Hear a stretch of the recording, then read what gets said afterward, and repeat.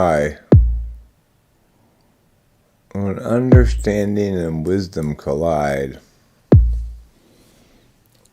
a massive explosion. Bodies strewn everywhere. Because wisdom and understanding are incompatible. Like, I don't know, punk rock music and big banding. Those are a couple of other unmatched things. You can't play big band punk rock music. That's not allowed by either the Big Band Society or the Punk Rock Society.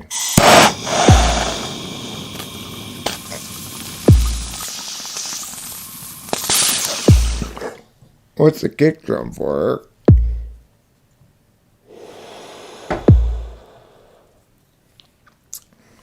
Just to inform you that things are starting. Things are happening.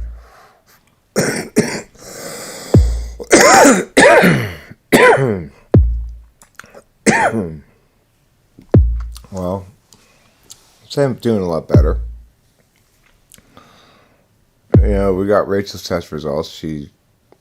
Doctor told her she's got clean book of health. Top to bottom, all her test results are great. So, that brings me back to my original point, which is it's probably Serotonin Syndrome. Now, this last night, they sent her home from the hospital with still some incontinence, even though the paper they sent home with her said, if you experience any incontinence of this, come to the hospital. She's like, well, I'm still experiencing this. And they're like, well, but we can't find anything wrong with you, so... You know, it's funny the doctor didn't want to believe it was serotonin syndrome, and I get that because it didn't really match up with the symptoms that well, but it's got to be, for the reasons I articulated. I was pleased kind of to discover that, you know, the doctors in the emergency room who poo-pooed the original diagnosis ended up having to backtrack from their nonsense. Seemed appropriate, you know. So anyway, I think Rachel and I are both feeling a lot better, just knowing she's got a clean bill of health on all the various tests. And there definitely are quite a few things that they tested for, like, I'll get the papers here.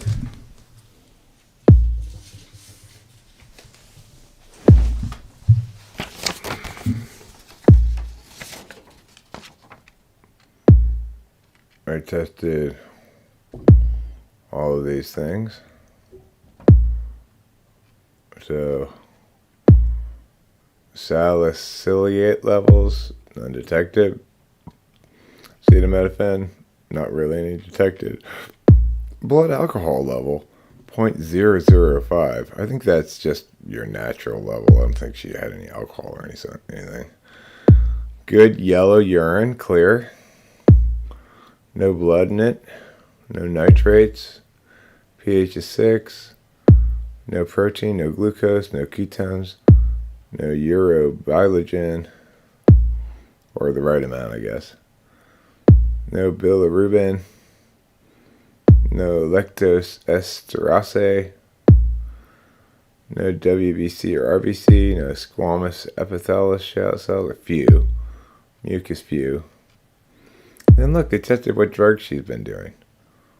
Barbiturates, none. Cannabinoid, what? She tested positive for pot. Opiates, none. Fencylamide, whatever that is, none. Benzos, yes. Naturally, because she's on them. Amphetamines, none. Methadone, cocaine, all those other things, none. Potassium levels are fine, as are the chloride levels. Fine. Now let's look at the other paper. She's asleep.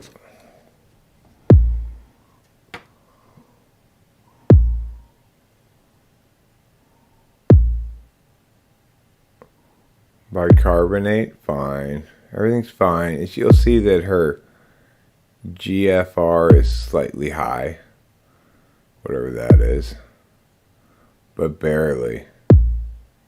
Like, it's 112, and it's bad if it gets less than 60, I think.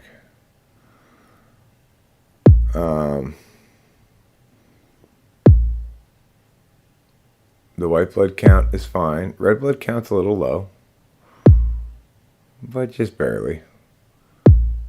Hema count is fine. MCV and MCH are both a little bit high, but not much. MCHC is fine. RDW is a little bit high, but not much. And then as far as platelet counts, that's fine. Percentage of neutrophysis, lymphocytes, all that shit. I don't know what all that stuff means. And then thyroid, fine. And HCG, fine.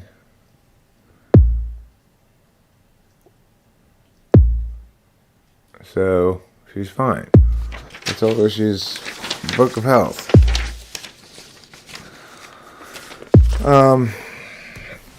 And for this past night, I recommended that she not take the drug that she takes in addition to Klonopin, which is called poop in a bag. One of the lesser known drugs they give you, but it's actually called olanzapine or something like that. So I recommended she not take it tonight, even though she's been taking it along with the Klonopin. I want to see if maybe it makes a difference. I've heard plenty of places that Klonopin's a good treatment for Serotonin Syndrome, but I've not necessarily read the same about olanzapine, although I haven't read the opposite. I haven't really researched it. I just trusted the psychiatrist on that one. But so this is the first night she's not taking the olanzapine.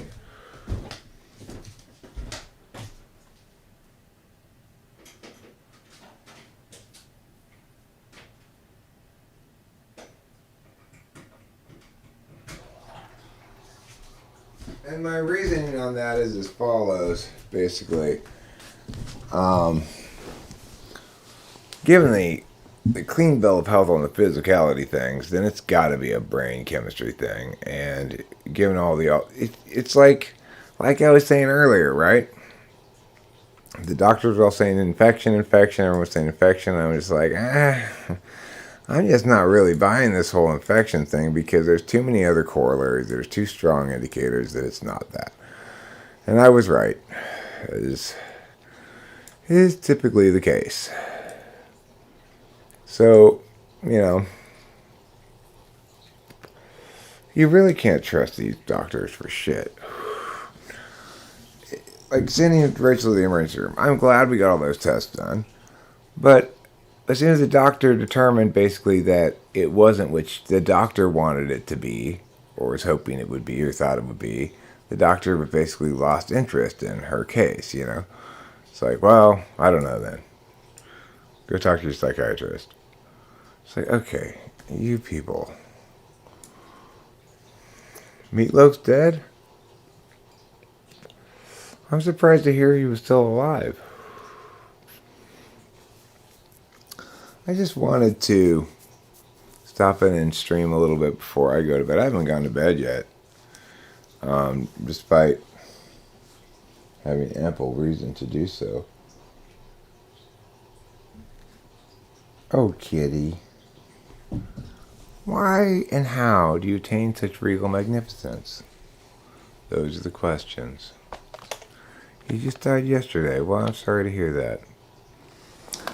It turns out he would do anything for love, including dying.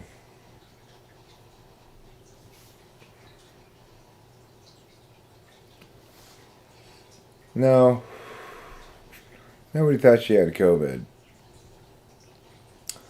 And the thing is, they had a separate waiting area outside for COVID patients that was separate from the inside waiting area.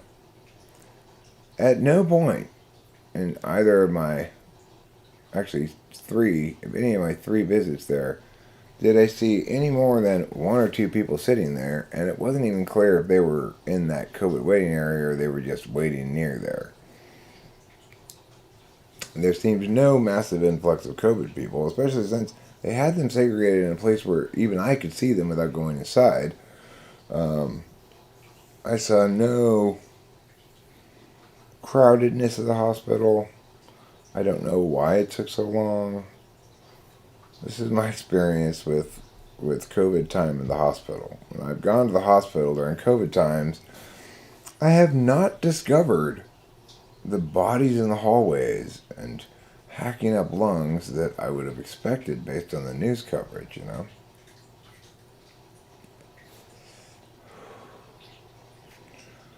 I saw this ridiculous presentation of data in the newspaper today talking about how even these mild COVID variants are more deadly than the flu. And how did they make their case? Raw numbers. More COVID deaths than flu deaths, therefore COVID's more deadly than the flu. I mean, that is just retarded, right? It's like, you're not even fucking trying.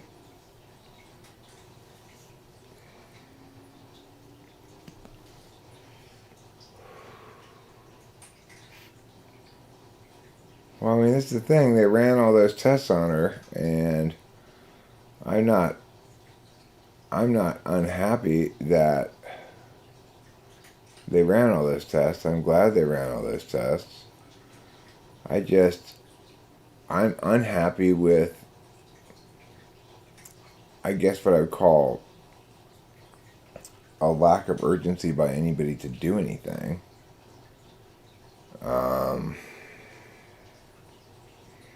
Oh, you're talking about COVID. Well, yeah, we do all have to be absolutely terrified all the time.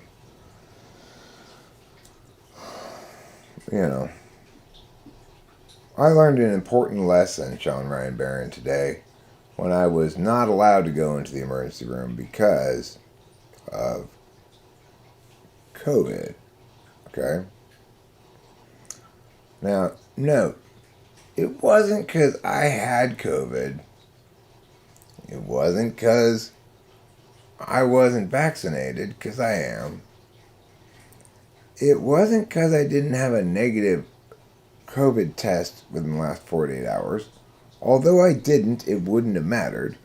I wasn't allowed into the emergency room for the simple reason that I'm a human being that's not a patient. And therefore, put everybody at risk, apparently. You think, Christopher Caesar? You think it might be a little bit of unnecessary health theater? I mean, if all this shit we're doing is working so well, then why have so many people died of COVID? Mm-hmm. I mean, you might say, well, if we hadn't done these things, shit tons more people would have died of it. Maybe. Maybe not. Maybe it would have just gotten all over with quick. How about that? Maybe if we had just gotten it and let our immune systems build up a response to it instead of trying to vaccinate it, we'd have better immunity as individuals, even if a total number of people, a greater total number of people died in the short term. I mean, I don't think so, Christopher Caesar, at all, because I argue around here, and I get to hear, as a consequence, all the incredible variants of arguments that people make, people who would purport to be on my side often making absolutely terrible arguments that nobody would possibly listen to. The arguments I'm making aren't the arguments anybody's hearing, okay? So if there is an echo chamber, they're not echoing my words, So it's like if they were echoing my words, we'd be talking instead about how legitimate their impact claims are versus how legitimate more concrete but less dramatic impact claims might be, how to weigh those against one another, proportionality, presentation of data gathering methodologies, things like that would be the things I'd be talking about, right? And additionally, and most importantly probably, what's the real frame of reference that we ought to be foremost understanding this through, and that's what's the role of the public in constraining individuals in the face of health crises.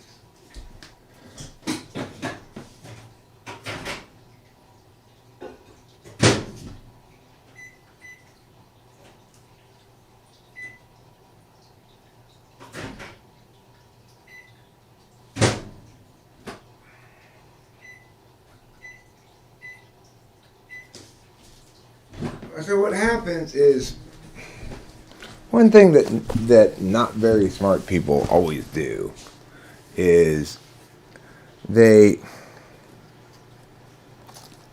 like to respond to the weakest of the arguments against their own arguments, right? So when you get somebody like the conspiracy theorist talking about it being a conspiracy or a plan or a bunch of other things like that, well then of course you eliminate the capacity to have reasonable arguments. If you're smart enough to go, okay, well that's bullshit, so I'll choose the other thing, you're doomed.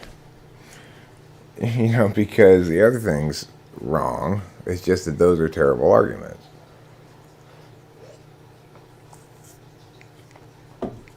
So the problem is there haven't been made consistently, and I don't see any reason to expect the so-called right to begin making it consistently now, but the correct arguments regarding these matters. The same thing I've been saying since the beginning. Let's all stop talking about what we need to do right now, and let's look at what the correct argument frames are and discuss it appropriately.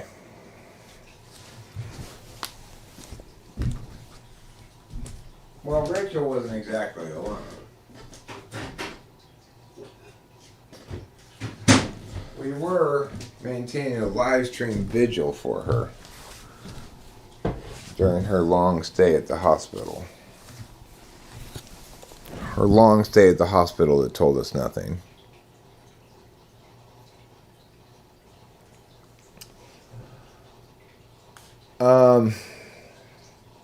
Sean Brian Barron, I would believe that there was a push against the lab leak hypothesis on the grounds that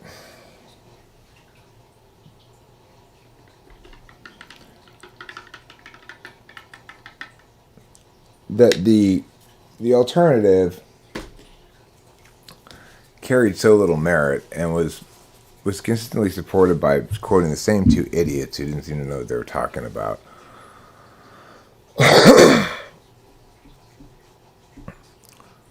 Well, I mean,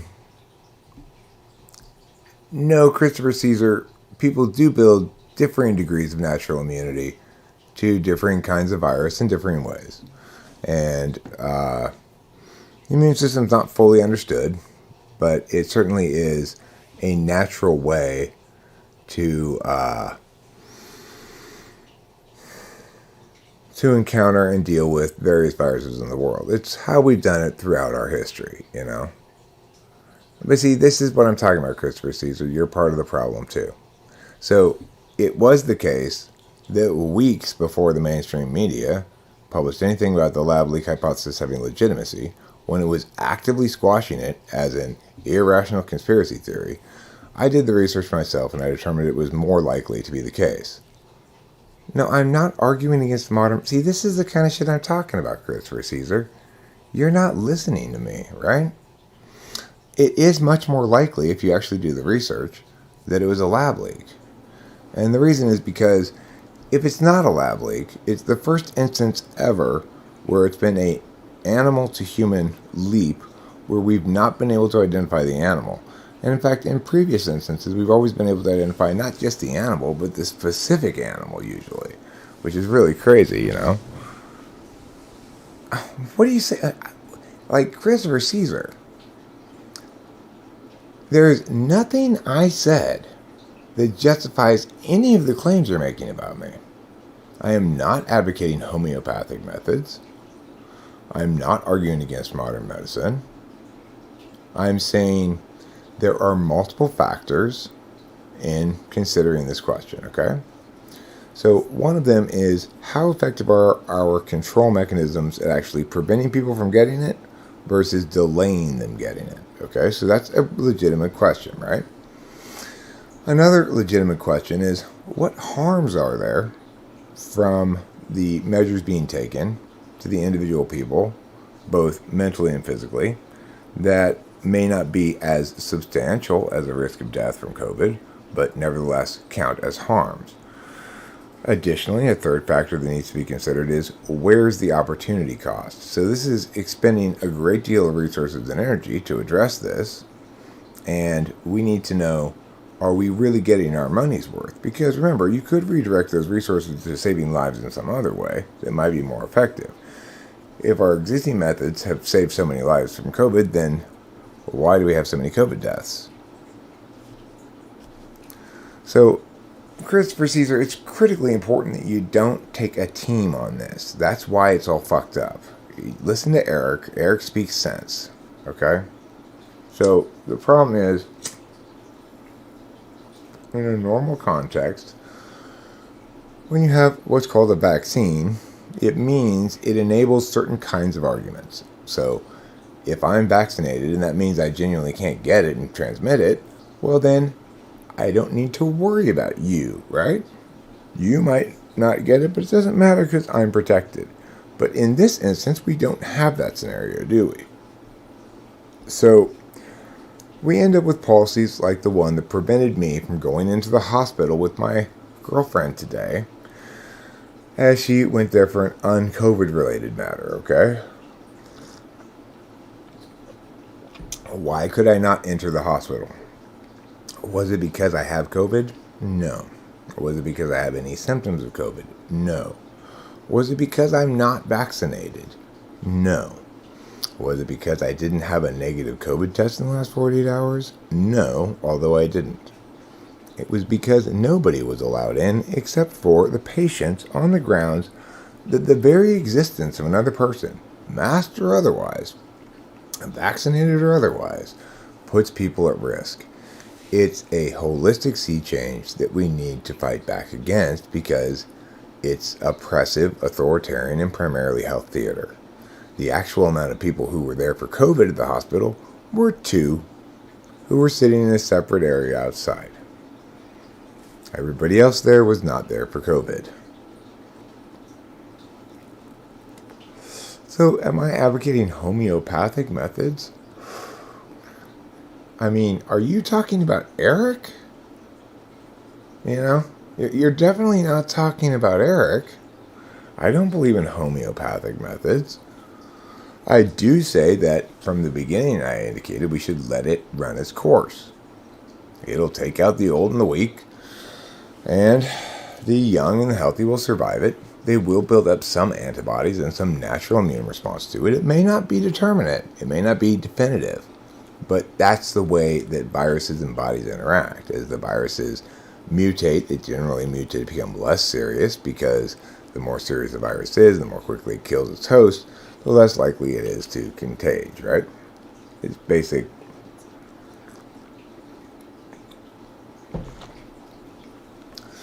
So hospitals aren't being overwhelmed? So we don't have a lot of COVID cases and deaths? Because it wasn't the case, Christopher Caesar, that we had to flatten the curve to make sure that hospitals weren't overwhelmed? I mean, first of all, my question is, Christopher Caesar, what would happen if instead of flattening the curve, we had let it run its course and quote-unquote hospitals were overwhelmed, what would be the huge catastrophe in that? Keeping in mind a less than 1% fatality rate and a very low hospitalization rate, especially for the initial variants, why would you embrace these notions so wholeheartedly without thinking about them at all? I mean, it's authoritarian when my very existence is perceived to pose such a threat to other people, regardless if there's any evidence whatsoever that I pose an actual threat. Just the very existence of me is such that I can't assist my loved one who needs my assistance in dealing with these medical professionals who have a long history of walking all over her. So it matters, okay? I know you don't think it matters. You think that keeping Eric out of the hospital today was a good thing. That it was a good protocol execution. It wasn't good for me. It wasn't good for Rachel. It didn't help anybody since, again, neither of us have COVID. We've both been fully vaccinated. You know? I mean, the thing to remember is this, Christopher Caesar. When you are talking about many hospitals being overwhelmed all over the world, let's talk about the worst time of COVID, which was when it hit Italy right at the beginning. Italy had this very old population, and COVID was killing 4% of the hospitalized patients in Italy. Okay. Now just think, Caesar. I'm not about to compare to my individual experience. Okay. So to go back to evaluate it, to compare it against something, right? So we have something comparable to compare against. We had to go back 5 whole years to find a flu season that killed more Italians at a higher rate. A whole 5 years.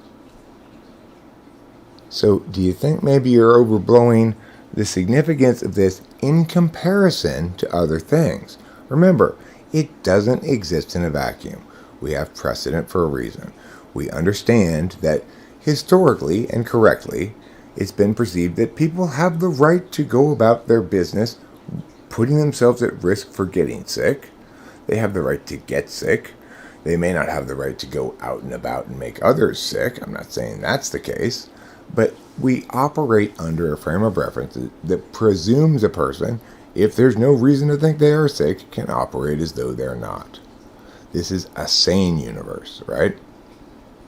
Now, is that necessarily going to be the absolute best for public health outcomes measured exclusively in COVID cases? Maybe not. But that's another big problem here. The actual harms extend vastly beyond the harms of COVID. For example, you and I are arguing. For example, my glasses fog up when I'm wearing my mask. And these things, Christopher Caesar, you're just going to dismiss them as insignificant. Every single person's experience who's uncomfortable, doesn't like it, feels put upon, feels frustrated more easily, their day goes more shitty, a little bit at a time. These huge cumulative impacts pile up. They're massive. The mental health harms, the physical health harms that may be minor are nevertheless cumulative. And it's only a person who refuses to be open to the legitimacy of the experience of other people who thinks that these protocols are good ideas. Certainly not mandates, right? They're definitely not a good idea because until recently it was my body, my choice. And now it appears, regardless of my state of health, remember, that it's my body, your choice, Christopher Caesar, I'd rather you not have the choice over my body, you know? Now, sure, if you want to argue if I have a positive test or something, or I have reason to believe, fine.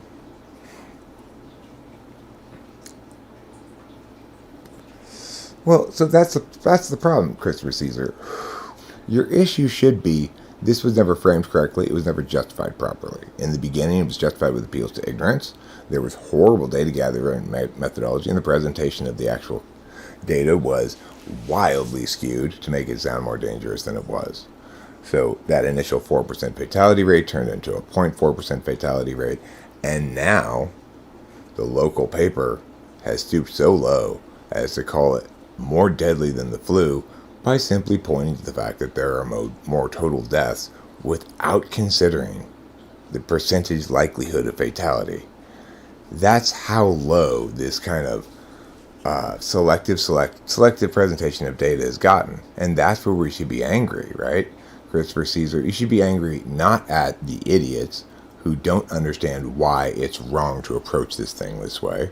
You should be mad at the idiots who insist it's acceptable to approach it this way. After all, there was no discussion of where the right comes from to claim possession of my face, where the power comes from, right? Who afforded whom the power to claim possession of my face?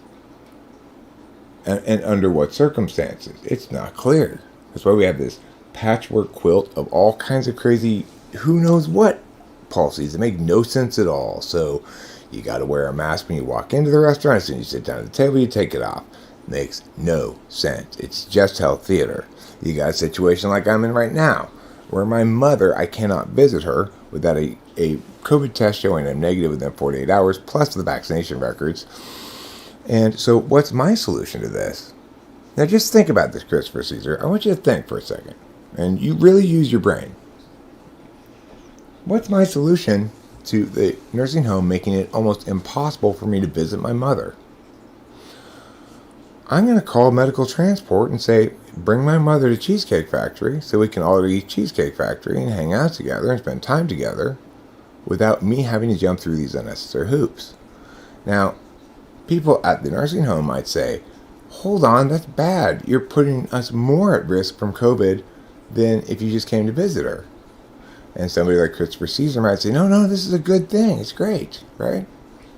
And Christopher Caesar, and you're making my point, right? We have a protocol for introducing vaccines into the population. We do it, we grandfather people in by introducing it into the childhood population as a stipulation for entering school. Of course, the thing here to remember, Christopher Caesar, is you've changed the meaning of the word vaccine. Because vaccines are things that stop you from getting a disease, and these vaccines don't do that. So you're really equivocating on multiple levels. Like, you're fighting a team side rather than listening to Eric's truth and embracing it. Because what I'm saying is absolutely the truth. Right from the very beginning, I said, this isn't going to work.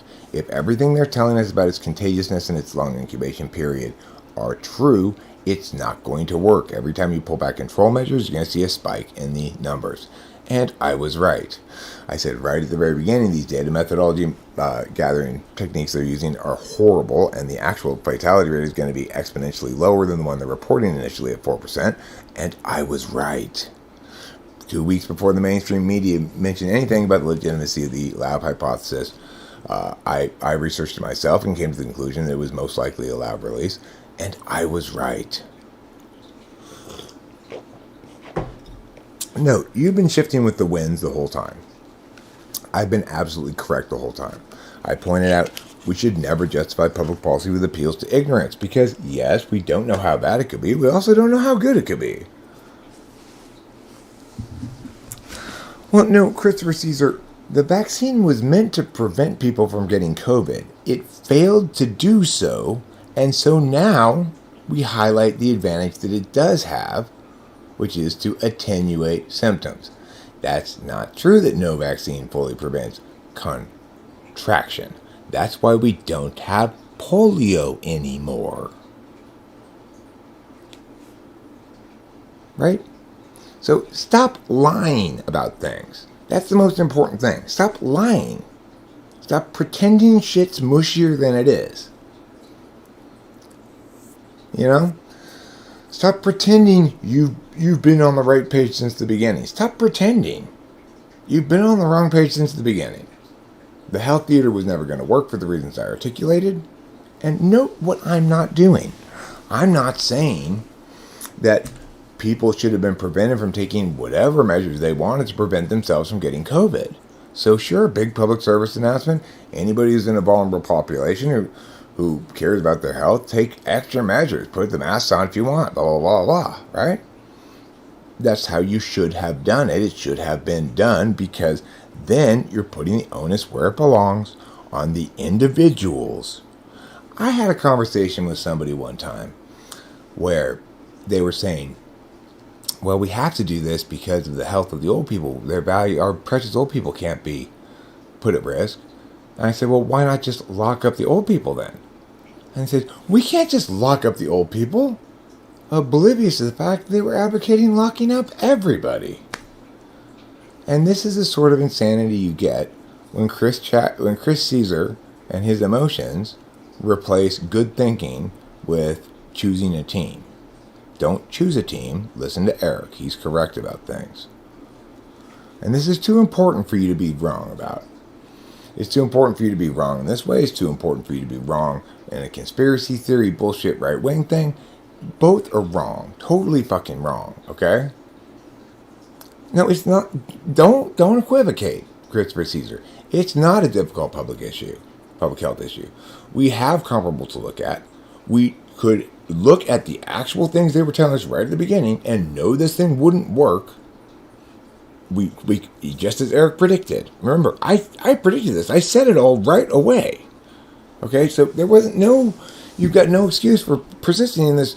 Well, it's ambiguous. No, it's not ambiguous. The onus lies on the individual, as it always has in the past. There's no reason to shift that onus, and suddenly now everybody's got a positive obligation to prevent other people from getting sick. No such obligation ever existed before. Why should we have created it? Did you ever make the argument that suggested that needed to be established? It had to have been established for any just application under that frame to take place. This is important.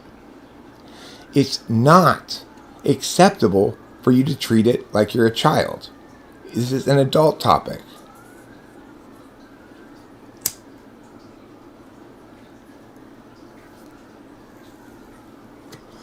What matters is very simple. There's nobody out there who's advocating in favor of people going and getting the sickness, spreading it, or anything like that, right?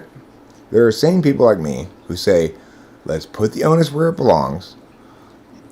Especially at the initial spot where you had special vulnerable populations who were vulnerable. Put the onus on those vulnerable populations, not on everybody else. If I have an allergy to almonds, the world's not responsible to remove almonds. I'm responsible to avoid them. I can't drink alcohol. I see alcohol ads everywhere, booze everywhere, right? But I can't have it. It might kill me. But not the world is responsible to eliminate alcohol because I can't handle it. So we have to respect the fact that you've got different populations, different demographics, who have different levels of health concern, and allow those individuals to have the onus and responsibility for their own body and their own health.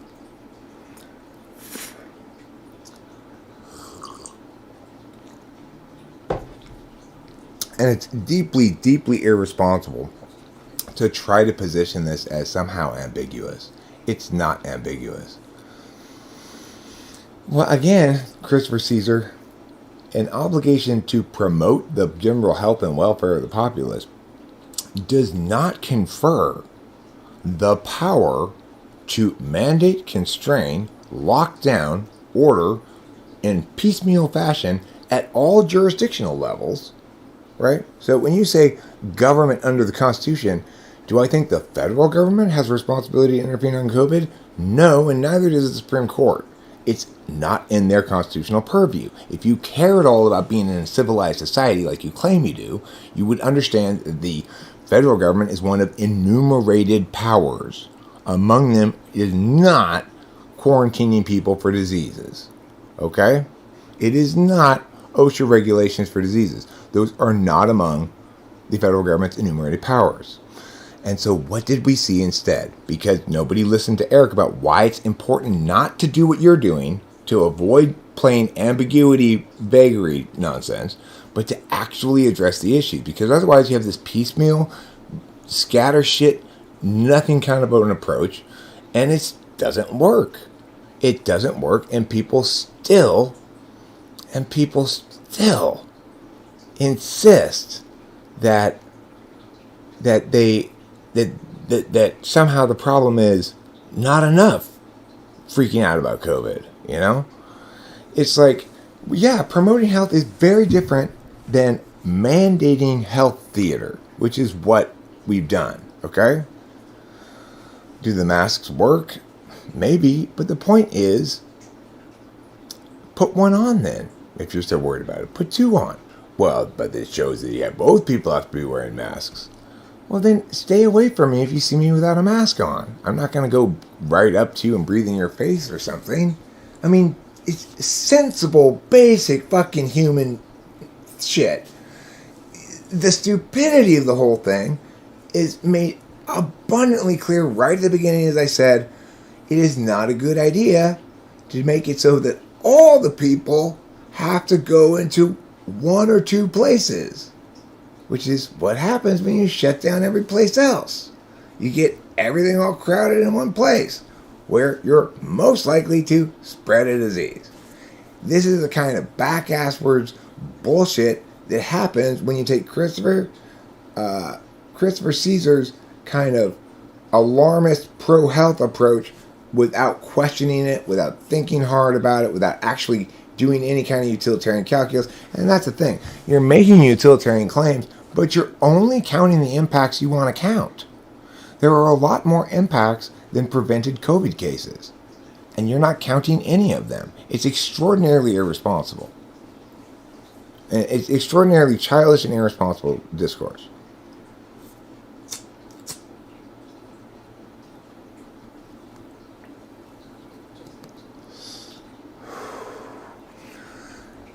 I'm saying social distancing, mask wearing, and vaccines are effective in countries where it's culturally appropriate to wear masks. Well, it's not culturally appropriate here in America to wear masks. It's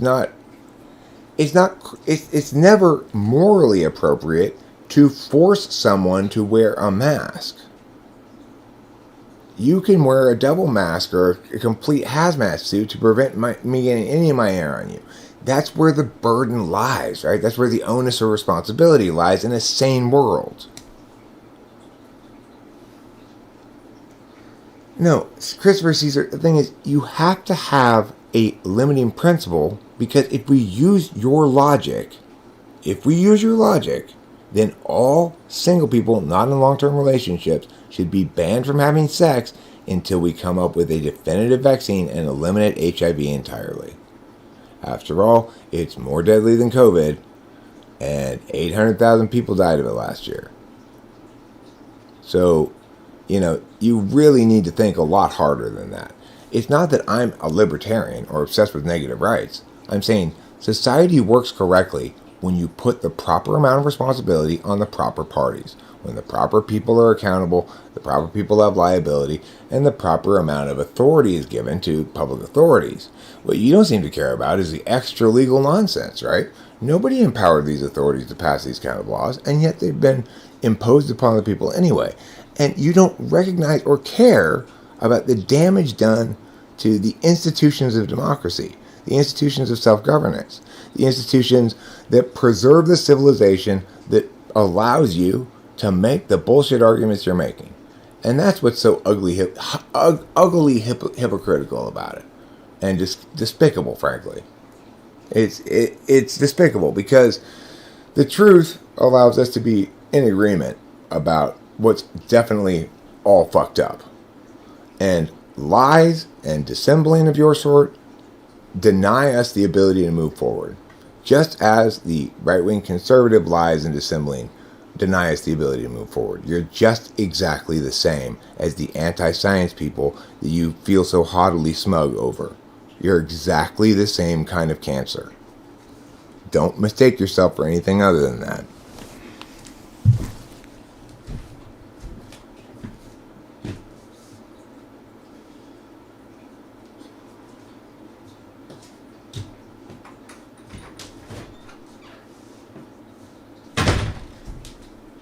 I mean, every time I make a good point, you mush out with, well, you know, that's how it is. Health officials have a... No. You have to be smarter than that. You have to be a grown-up. Okay?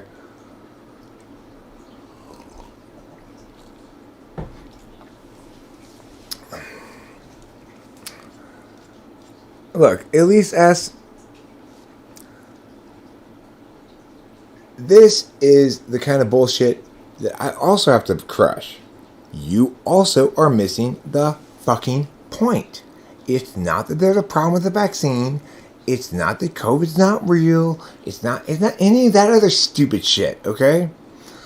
The point is this. We have a contagious disease that's novel, that nobody had before. So it's super contagious. It's got a long incubation period. And fortunately, it's got a very low fatality rate. Now, because everybody's going to get it, because it's so contagious and new, the total number of deaths will be high. But that's not the same thing as saying it has a high fatality rate. And almost certainly, those deaths can only be delayed, not prevented. Yes, I'm vaccinated. Of course. The reason it's so critical to be vaccinated is so that Christopher Caesar understands that here I am, a perfectly sane person, making no outrageous claims that run afoul of basic medical knowledge and a long history of being able to trust scientists and medicine with doing the best they can with these things, okay? It ignores all of that shit in favor of some conspiracy that is just as rank and horrid and rancid a bullshit as Christopher Caesar's. And you two should just get together and have a bullshit baby and then smear it in shit and eat it, because it's equally wrong on both of your parts, and both of you can suck on your wrongness because you're destroying our capacity to be correct about it.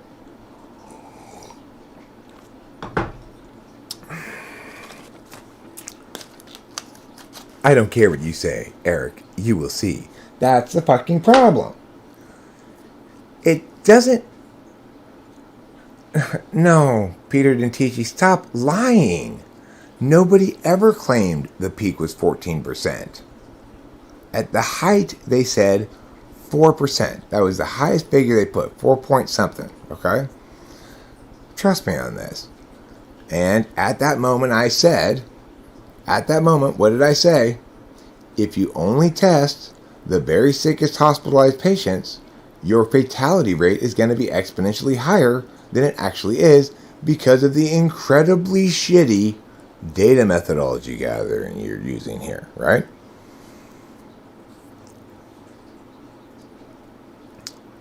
Okay, well, Christopher Caesar, I'm mad at you. So I am both, first of all, gish galloping, this term needs to go.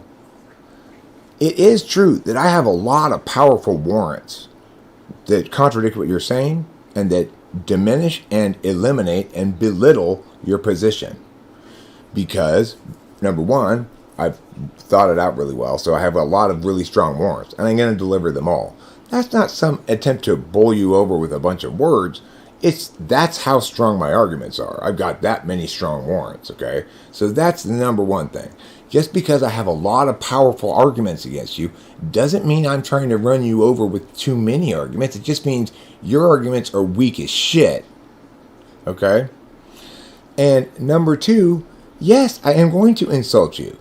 I'm going to insult Elise S. I'm going to insult you. I'm going to insult Peter Dentici. Why? Because none of you are listening to me. Remember, day one with COVID, there was one person speaking the truth about it right away. One person. All of you fucks, every last one of you, was wallowing in some kind of wrongness. I've been speaking the truth about it since day one. I can defend all of my claims. And can anybody else do the same? No. So why are you trying to make claims or know things or think things rather than listen and write down what I'm saying and ascribe it to yourself as these are my positions? Because I'm a good human being and I don't want to see the world fall into a catastrophe of a clusterfuck of a disaster because people can't talk to each other correctly.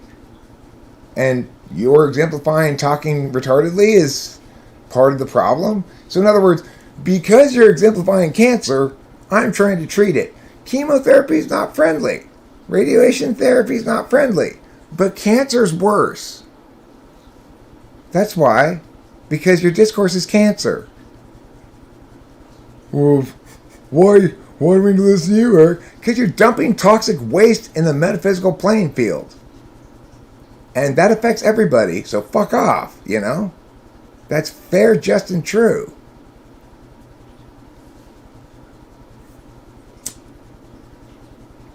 No, look, guys, this is straightforward stuff.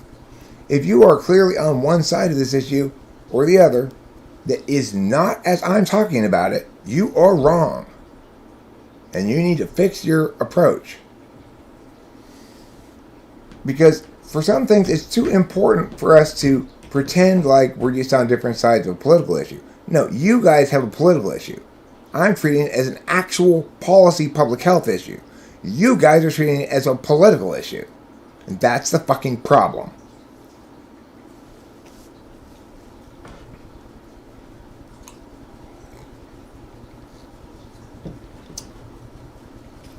What name did I call you?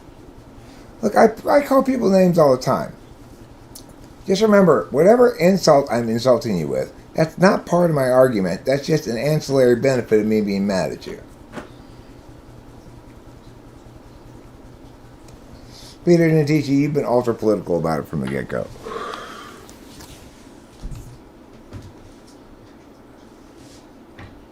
Every citation you've made, every number I've heard you cite has tried to highlight some sort of alarmist frame of reference.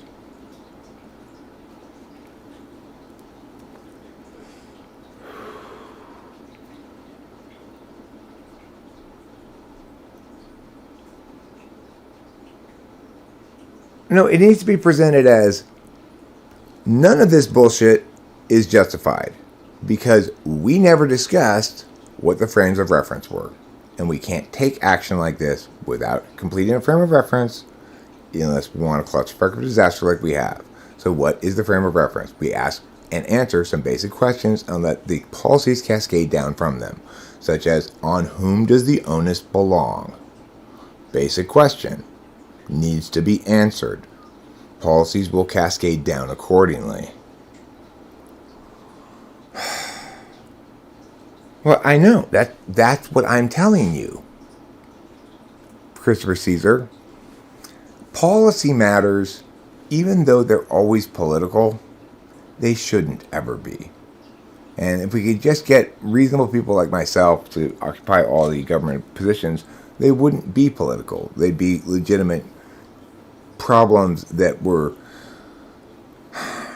people took seriously as policy matters. But as long as you're on a team, that's not going to happen.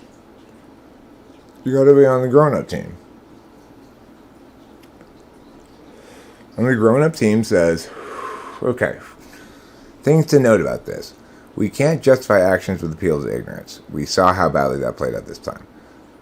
Number two, it is not necessarily better to do something if you know it's not going to work. So if you're trying to catch minnows with a big hold net, that's not better than no net at all. It's the same as no net at all, right? Number three, be honest about what you're doing from the get-go. Are we delaying these deaths or are we preventing them? How likely is the vaccine to come out? How long are we expected to wait? This is purportedly a state of emergency, but emergencies are finite periods of time.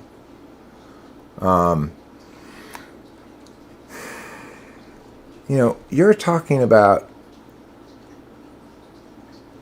Look, remember, there are no positions on this, okay? The fact that you think there are positions on this is missing the point. When something like this occurs, the government's job is to give everybody as much information as they need, okay? And then to encourage people maybe to stay home, encourage people to mask up, all that kind of stuff, right? It's not to dictate to people what they must do. It's not to try to prevent the unpreventable with an endless amount of shutdowns, lockdowns, restrictions, and such, all waiting for that magical moment when we lift those control measures, then COVID won't spike back right up again. But it does every time, just as I predicted it would. Just exactly as I predicted it would. So one thing you should probably do, Christopher Caesar, is go back to the beginning and realize that if you had been listening to me from the beginning, you could have been right about this from the beginning. What would I have done if I were Dr. Fauci? I would have made all these arguments. Look, here's the reality. This is a threat. It does pose a life-threatening threat to certain populations of people, especially those with pre-existing conditions and vulnerable populations. Those populations should take extra precautions when they are so inclined to prevent themselves from getting it. As a general rule, it would be great if people wore masks because that would make sure that you're not giving it accidentally. Of course, we can't change reality, so we acknowledge that people who are asymptomatic and have no reason to believe they have COVID have every expectation to be able to go about life as normal. And that, unfortunately, one of the risks associated with that is that it may increase the short-term rate of COVID. Remember, we can only delay this. We can't prevent it. Remember that. That's important. You don't get more impacts from more control mechanisms. You just get them dragged out for longer. Well, that's what we could have expected as well, right, Christopher Caesar? That's how viruses work. Fortunately, how do viruses always mutate? They mutate from more deadly to less deadly. And why is that? Because that makes them more symbiotically successful with their hosts than if they kill them. And so we predict that as well. I didn't predict that specific thing at the beginning. That's one I didn't predict, the variations, mutations. But that's the thing. With so many variations, mutations, we're looking at an endless period of emergency health measures that don't work. They cause millions and millions of people daily discomfort, irritation, frustration. Those things are real impacts that you need to consider. You're making an impact-based case. You're saying, because the net impacts of this are good, it's good. But you're only counting the impacts you want. And that's very childish. Very, very childish. You have to be serious if you're going to have an advocacy on something important like this. This is not a place for children to be arguing, you know. This is a place where children should be taking notes from what Eric is saying, because this is how it needs to be dealt with. I've been saying from the get-go, I've been right from the get-go, and I don't want to hear any more pushback about it.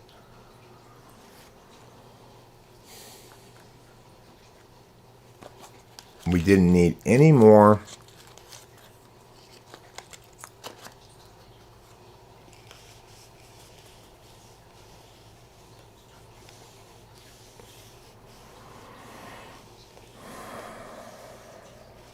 the thing is, I don't know. I am not well versed enough to argue the specific efficacies of the various vaccines and their potential harms and stuff like that, because I really think it's missing the point.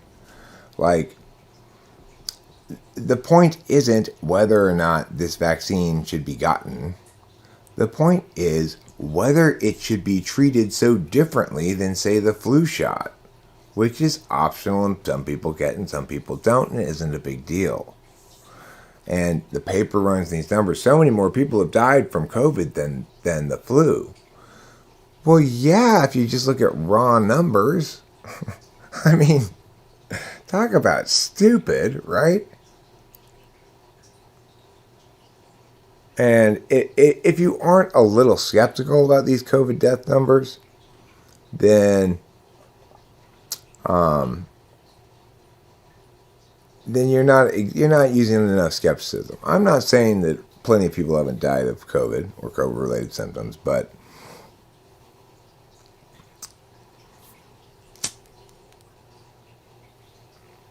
Okay, Christopher Caesar, but at what point do I get to say, I would like to cease getting vaccines for this?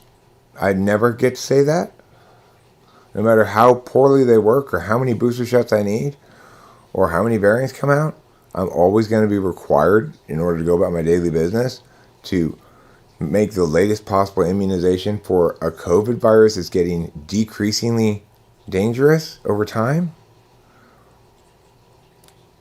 You know, the only way they can establish that it's deadlier than the flu is by just using raw numbers, when way more people got the COVID than the flu. So it's like, that kind of stuff is just, it's proof positive that the people who are pushing the alarmist narratives and the alarmist policy responses are desperately avoiding using their brains. As are the people on the right, don't get me wrong. They are too. Yeah, I've had it. I think I had it anyway. I think I had it before it came out as a topic. When we came back from Hawaii, Rachel and me, we both got sick, and I was really sick, traveled to Berkeley.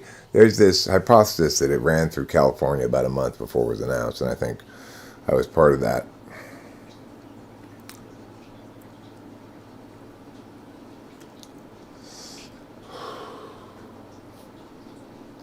Well, I mean, so then it's not when you say the point is the similarity between unvaccinated and vaccinated is due to a differentiation between those with boosters, second shots, one shot, etc. So in other words, the difference between the unvaccinated and the vaccinated, vaccinated again, vaccinated again. You have to have all those three things to be better off. But how much better off are you? How much less likely are you to give the disease? How much less bad is it likely to be? I mean, the thing is, we used to live in a world where people got sick occasionally, and that was okay. Right? Do you have the right to get sick? If you don't think you have the right to get sick, well, then you have some sort of positive duty to never leave the house, because you always might get sick. You have to think logically about things. You can't let your emotions overtake your position on these things.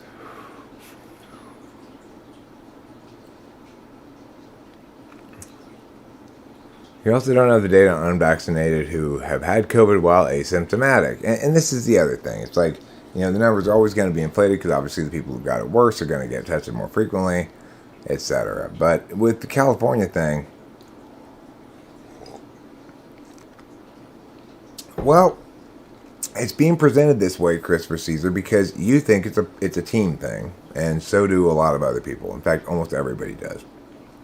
They think that if you are arguing against COVID protocols and health theater and stuff, then you must be one of those crazy right-wingers, conspiracy people. And, those people think about you, Christopher Caesar, oh, he's just a sheep who's just gobbling the propaganda. And, Chris, don't lie. Don't lie, Christopher Caesar. I hope you won't be after this live stream, but you definitely were coming in. There's no disputing that. There's nothing good comes from lying.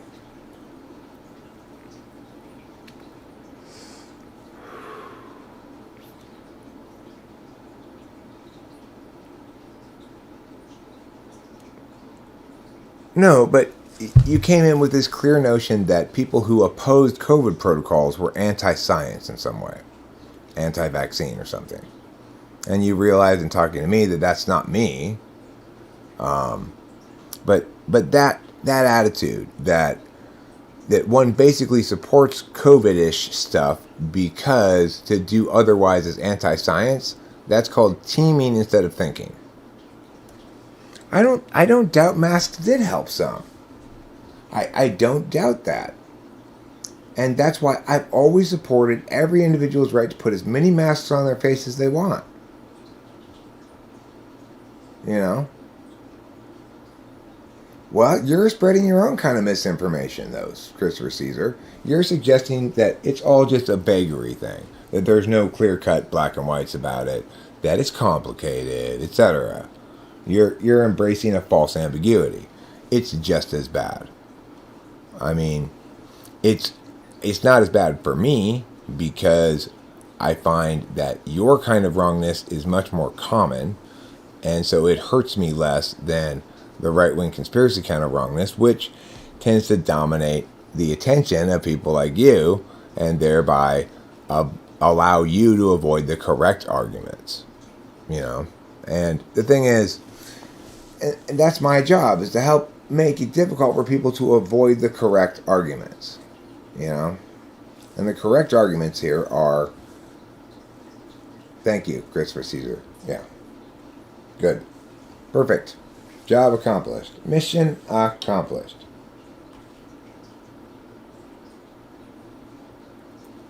That's what I like to hear.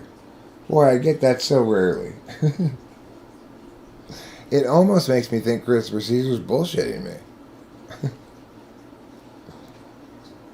A lot of people are paranoid about it, and there's lots of NI triggers to make people paranoid about it. It does seem weirdly, like, sensory about it. Like, I've never encountered anything where there's so much censorship about it. But they've never censored me because I don't spread any misinformation, and everything I'm saying is true.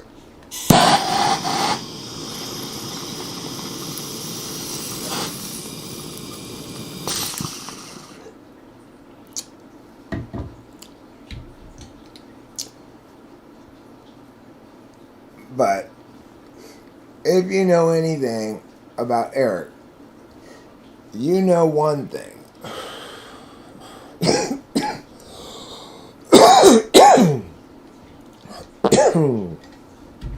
He doesn't like arguing about COVID. It's the most divisive thing since slavery.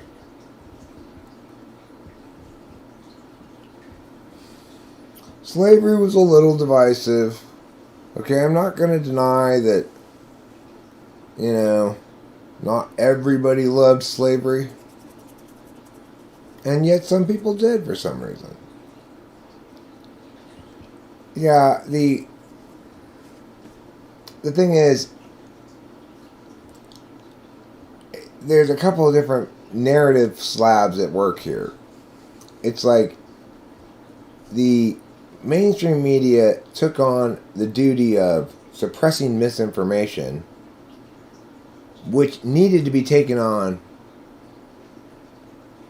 previously, but they failed to then, and then they apply it to this, and they end up just becoming their own bullshit recyclers. I don't know how Rachel's doing right now. She's sleeping. She didn't take her olanzapine last night at my suggestion. And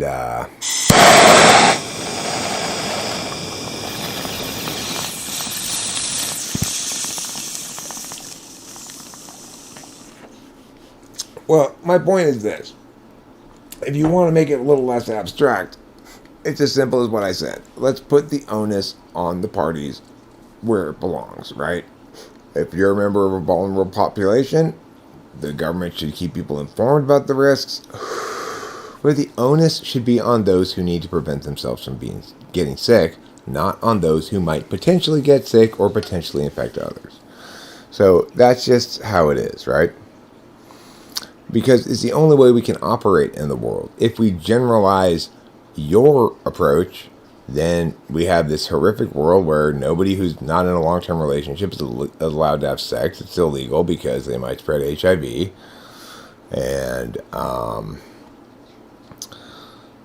And people can't drive because people crash cars. And it's like accepting a certain amount of risk as part of a civilized society is a necessary component of a civilized society, because risk ensues when individuals have autonomy. And individuals, no matter, you might land somewhere from libertarian to communist on the question, but no matter what your position is, there's a basic understanding that all good and justice in a society comes from the empowerment of individuals to autonomously seek their own lives, fulfill their own lives.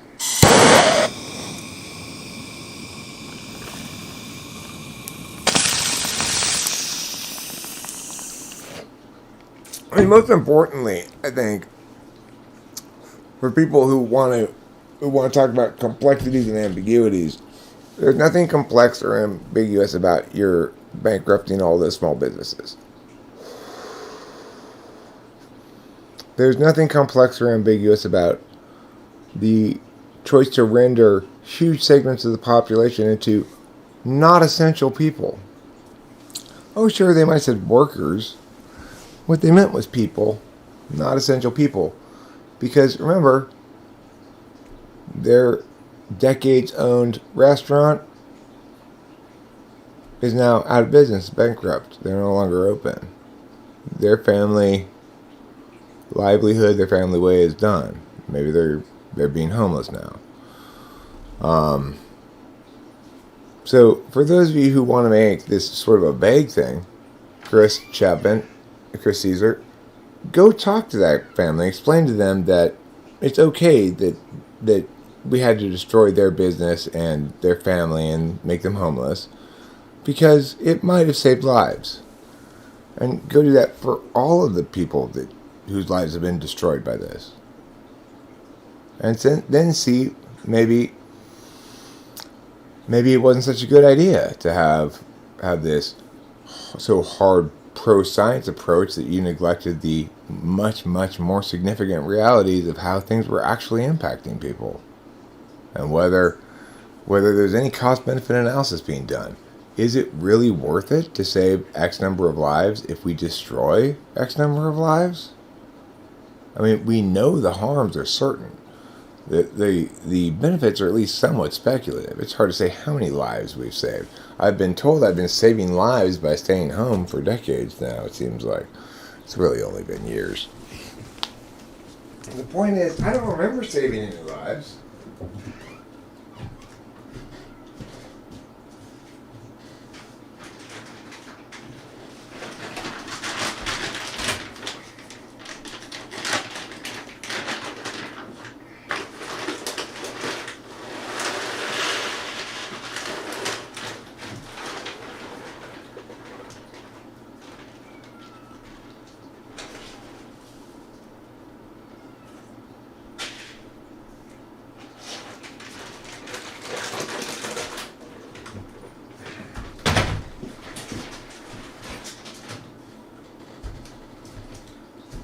It's like, I don't want to be downtown Downers, Downington downtime guy, but this isn't the sort of thing you can fuck around with, You got to be serious. You got to say, where are the legalities? Where are the principles? What's just? If you're going to do a utilitarian calculus, be honest enough to count all the impacts before you insist you're going to have a positive net gain of impacts.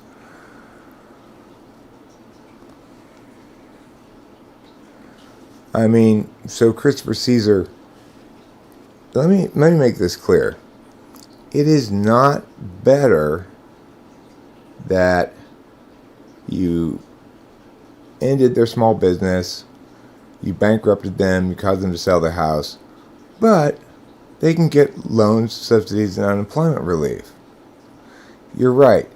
Handouts are part of the deal when the government destroys your life. That's not a good thing. That's just part and parcel of the same horrible fucking thing. Okay? Don't lie. That's the most important thing. Don't lie, right? Don't lie to yourself. If you've had your family business stolen from you by outrageous local officials exercising unlawful public health decree powers, you've been bankrupted, you've lost your home, you're homeless, and the government is offering you assistance, That is not a good thing. Let's not lie to ourselves. It's like, that's what's so offensive. How can you lie to yourself so easily? Think about it for a fucking second. Put yourself in someone's shoes. Put yourself in the shoes of the owner of Coco's that closed up there. Put yourself in the shoes of... God, how many restaurants are closed? Cameron's seafood restaurant closed. I'm surprised Moffat's Chicken Pie is still open. Fucking Soup Plantation closed. So many restaurants closed. You know? And so many small businesses closed. Because while McDonald's was a necessary business, going to the little boutique shop to buy clothes wasn't. So, you know, what did we have, Chris? We had hero frontline workers, like, you know, McDonald's drive-thru people, heroically risking their lives, while the rest of us, blessed few, vast majority, were allowed to stay home and do nothing, earn no living, and have no means of sustaining themselves. And your answer is, well, the government will give them stuff. I mean, again, I'll tell you what, Chris, I'm going to take away all your shit, but I'll give it back to you a little bit at a time when I feel like you need it, okay? How about that? That's a good idea. I'll take away all your shit, all your life's work, I'll destroy it, I'll take away your home, make you homeless, but then I'll, you know, rent you guys a studio apartment or something. You'll be relying on me, but that's okay. It's the same. It's the same, right? They're not more nuanced than that, you liar. They're not more nuanced than that.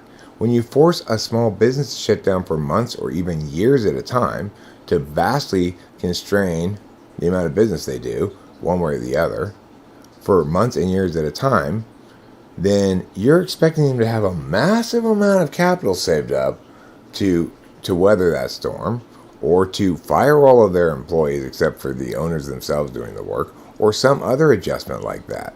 To pretend it's otherwise is the most foul of lies. And that's what's disturbing here, and what you're doing is you're not being honest, right? You are not being honest.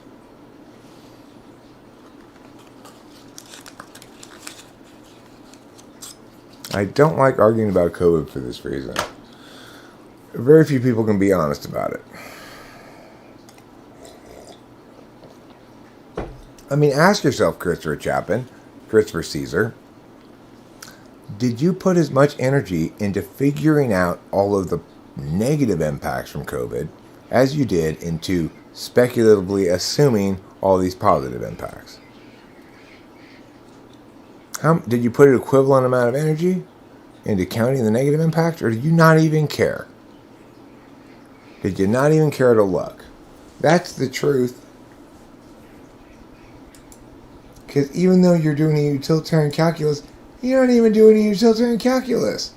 You're just counting the impacts you want to count and ignoring everything else as vagaries, things to be dealt with by the government, irrelevancies. The only thing that matters is COVID, right? No other harms matter in life. I mean, how about this? How about this dispute between us? How about this divide? This difficulty communicating because you're attached to a team. That's a problem. Like I said, COVID has us more divided than anything since slavery. And I find myself on the side of people making a particular kind of shitty argument mostly, and you find yourself on the side of people making a particular kind of shitty argument, but I'm not actually on either side. I just understand that my policy prescriptions more align with the desired policy outcomes of one side than the other.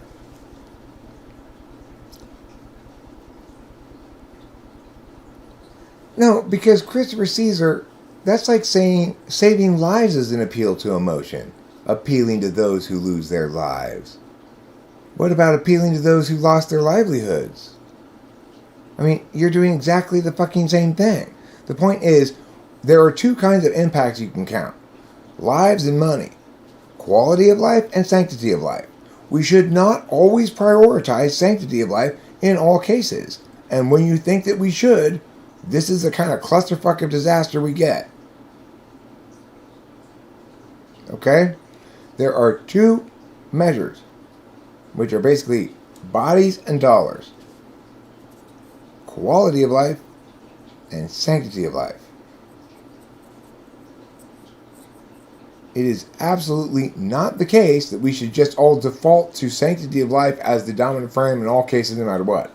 Which is basically what you're saying, without even evaluating it. Without even being aware that there's an alternative frame. So, that's a stern finger wag for you.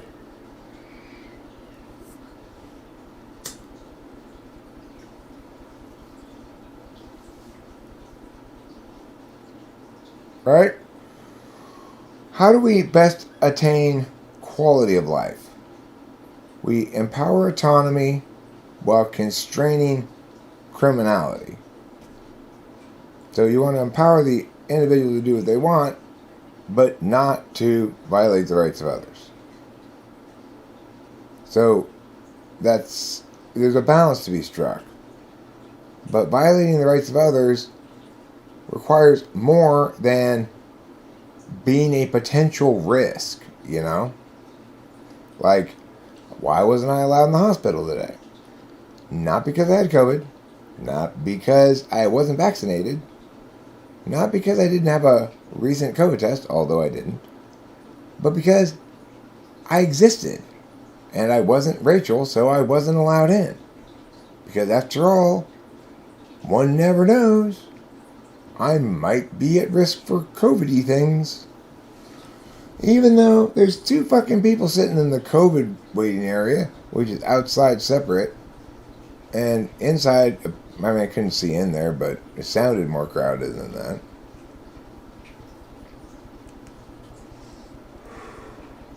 I mean, my life was impacted today, right? Rachel's life was impacted today in substantial negative ways that harm her health, okay? If I had been there, she would have gotten prescribed a drug that she needs to be prescribed for her serotonin syndrome. But because I couldn't be in there and she's not very assertive, she got a bunch of tests, a clean bill of health. The doctor, this is a typical doctor move, comes and goes, oh, no, the psychiatrist is wrong. It's an infection, and we'll prove it with these tests. Tests come back, clean bill of health. Oh, well, we don't know, then it's not an emergency, go back to your psychiatrist. The fuck? The psychiatrist says which drugs to give her, for fucking Christ's sakes. Give her one of those. You know?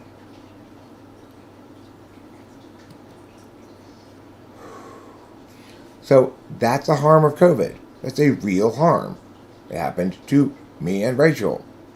Rachel did not get good medical treatment today because she's not good at advocating for herself, and I wasn't there. Why? Because completely bullshit and arbitrary COVID rules, again, that don't actually prevent COVID. Because, again, I don't have it. Well, yes, he can prescribe those medicines, but with serotonin syndrome, I mean, if you want me to explain all the specifics of it, the situation is they don't have a direct test for serotonin syndrome, but they want to eliminate other things that might look like serotonin syndrome. So they run all of those tests. Well, they ran all of those tests today, and the drugs are in the email that Rachel's showing to this doctor there to give her once it's been determined that there's nothing else, and she didn't give it to her.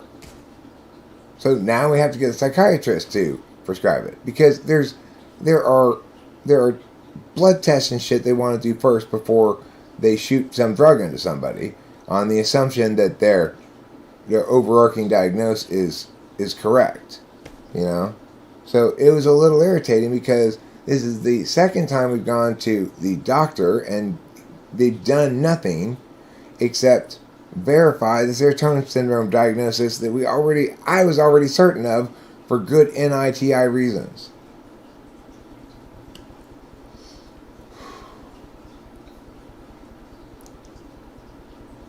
So it's pretty frustrating, you know.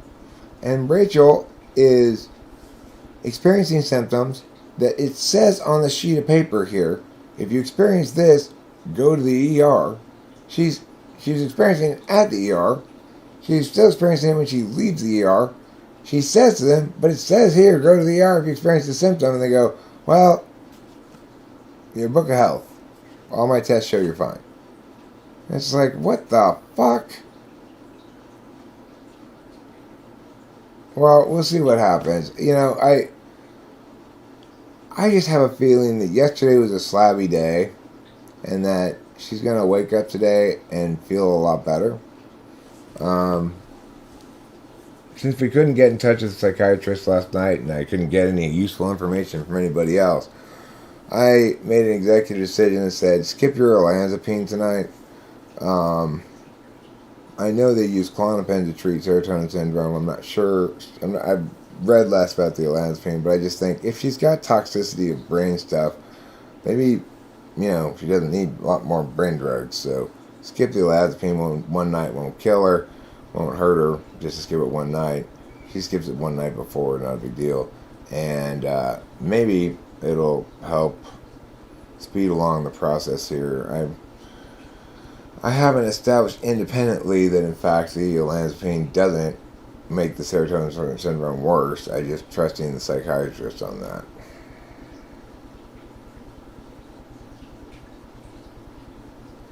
No, they didn't order a brain MRI. They said once they got all these test results back, they said it's not an emergency, so we have to discharge you. And they referred us back to the psychiatrist. And they gave her this piece of paper to read about it. Paresthesia. And then, unlike the nurse practitioner, the doctor in the emergency room told Rachel, oh, there's many, many things that could cause this. Whereas the nurse practitioner was like, I can't think of anything specific that might cause this other than serotonin syndrome. Well, she's still taking the Klonopin. But,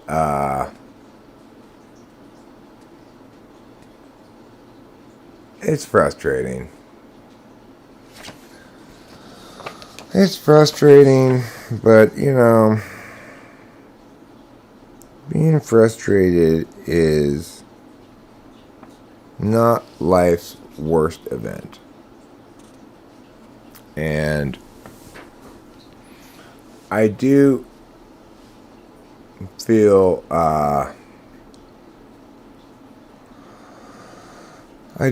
myself pleased by the clean bill of health on those other tests. It's sort of a relief to know that it's not some kind of infection or you know. So it just basically reinforces what I was saying yesterday, that despite what the doctor was saying, is probably links to a drug interaction. So I'm hopeful that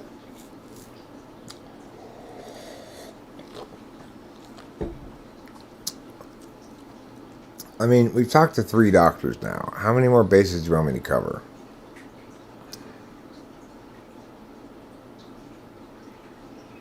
And, really 4 doctors, because Peter Dentici's right. I'm the one that diagnosed this in the first place. Psychiatrist agreed with my diagnosis, although I'm sure he will claim to have diagnosed it, not me. But,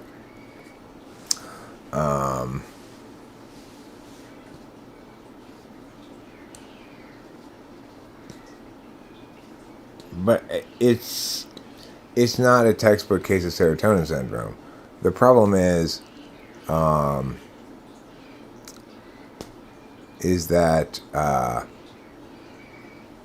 it's a specific drug interaction between DMT and the SSRI, Well, at least I agree that needs to be done at some point, okay? But the thing is, when you say all signs point to a central nervous system issue, that's only if you ignore the case that I've already made that it's a drug interaction. Now, that may link to a central nervous system issue, but most importantly, what we need to remember is before we go anywhere else, the case against the serotonin syndrome, which has gotten stronger since the emergency room visit, needs to be defeated. And you're nowhere close to defeating that case. Now, I would buy Guillain-Barré, except she didn't get any test results that would indicate any kind of irregularities that would normally go along with that, such as elevated white blood cell counts or stuff like that. Did they figure it out? No. But they gave her a clean bill of health on all of her tests. And yeah, Peter Dentici, it is true that by and large, I'm a better doctor than most doctors. I've discovered, I had no idea this was the case, but in my brief interaction with the medical community here by Rachel, I'm definitely a better doctor than almost all of those doctors. So, except for Dr. Ingram.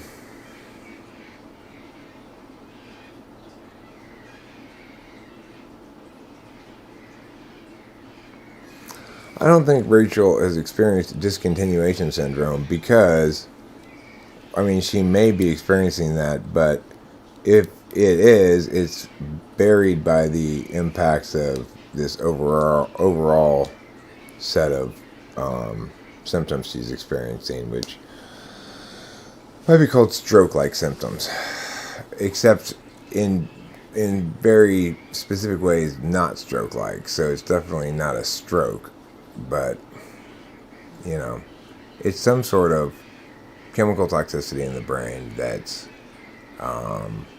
causing this. Obviously, we all hope it's nothing permanent or, you know, unreparable.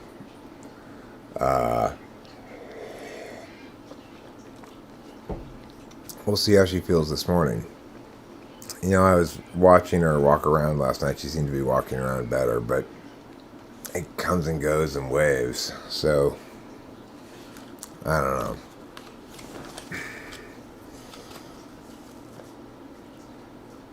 The most important thing to remember is, well, there are a couple of important factors. Number one,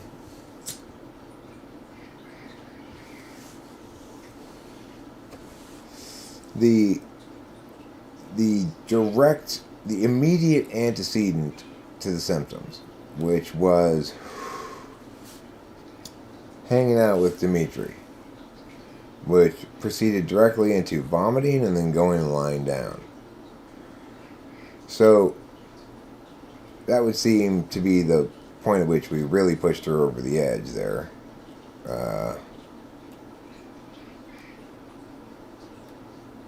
But the thing is, there's that time corollary that's pretty powerful. It's not determinate, but it's pretty powerful, okay? Secondarily, there's the fact that she doesn't need her SSRIs and hasn't taken them in weeks and has shown no sign of a serotonin problem, which suggests she has plenty of serotonin, which suggests that maybe she has too much serotonin, right? So these are, again, that's another very powerful argument because I see Rachel when she's not on her SSRIs normally, and you can definitely see the difference, right? So, thirdly, it makes sense on a number of levels that she would get a very severe case of it, given the fact that we were probably building her up to it, and that serotonin we were putting into her that was in addition to the SSRI wasn't enough to push her into serotonin syndrome. What was pushing her close before we applied the massive amount more and then caused this potentially life-threatening problem, you know. Now, here are the arguments against serotonin syndrome. The symptoms are more consistent with Guillain-Barré than they are with serotonin syndrome. Rachel doesn't have the classic serotonin syndrome symptoms. However, I posit that the most likely explanation is that this is a unique drug interaction that's not really been documented very much before, because DMT is not that common yet enough to have a lot of anecdotes about it, but specifically because the SSRI she's on eliminates the specific enzyme that metabolizes DMT specifically. So, in other words, she's been, without feeling like she's on DMT, she's been chock full of DMT for a long time. And additionally, I noted when I had that when it get clogged, I'd pull a big mouthful of it into my mouth. That doesn't get you high, but it nevertheless gets into your system, and I don't doubt has some impact on you, So, the thing is, when you factor all those things into consideration,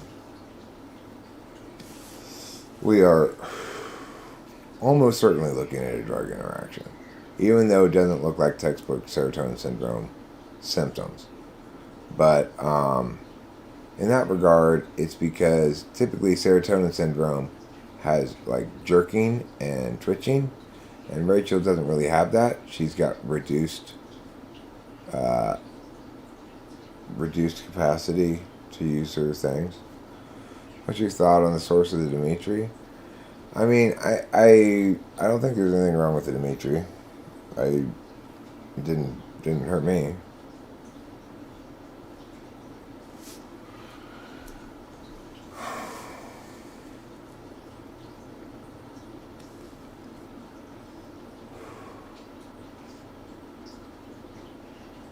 I mean, it didn't hurt anybody else. So there's that, right? If there's something wrong with the Dimitri, then on the source of it, well, when you say the source of it, I thought who I get it from, meaning is it clean or whatever, and what is used to make it. I don't know what's used to make it. Is it relevant? Some kind of bark, apparently.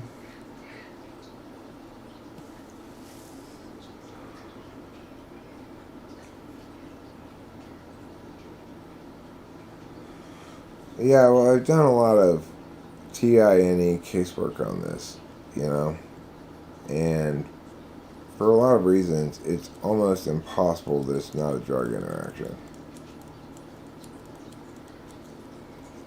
But not quite impossible.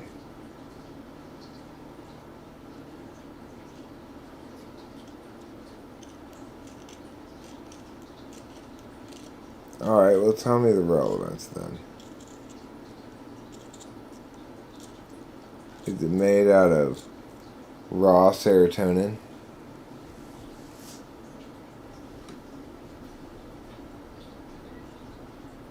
I mean, she tested fine for diabetes. They said no diabetes, no mew, no meow, no pew, no pia. Okay, well, then tell me, what's it made out of and why does it matter? Is it made out of 1 part D, 1 part M, and 1 part T? That's what I think they didn't do anything to her. They didn't give her an IV. They just took blood and urine and did some tests. Well, is there a specific solvent that you think might link to serotonin in some way for some reason? Or are you just saying it might be like dirty, bro?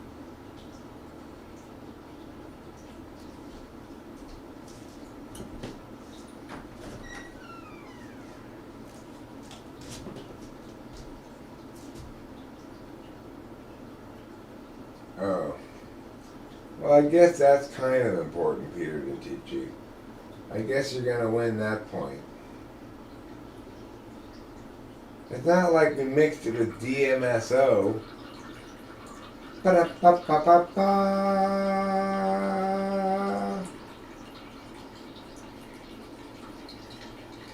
The solvent needs to be non-polar, so I shouldn't use an Fi solvent.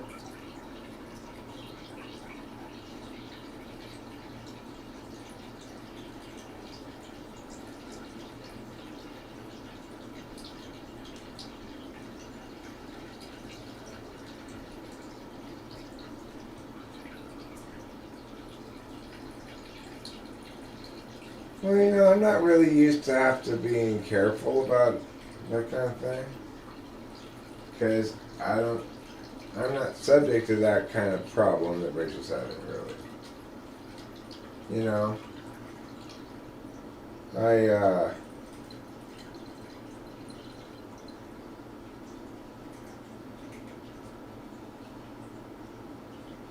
well, this most recent batch didn't taste as bad as they usually do. The previous batches did. Previous batches tasted like butt. Tasted like butt mixed with DMT. you know. The butt and tea.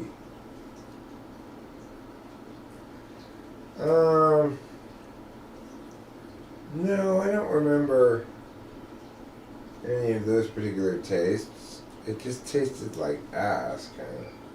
I know ass is kind of a general taste term.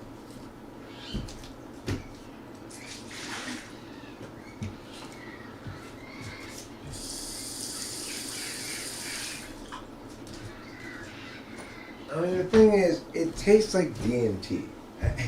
There's nothing else that tastes like it, It tastes like DMT. It's not like chicken. It doesn't taste like other things.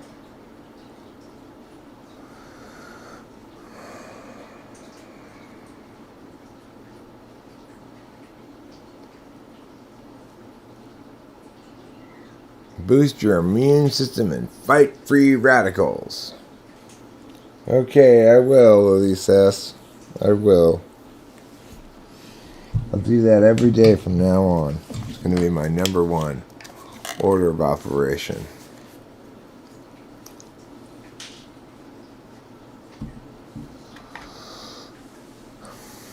Well, all I know is the most recent one was the least assy. It was more tasteless. But it still just tasted like DMT, If you love the flavor of my ass, then I think you'll love some DMT. 'Cause it tastes just like my ass.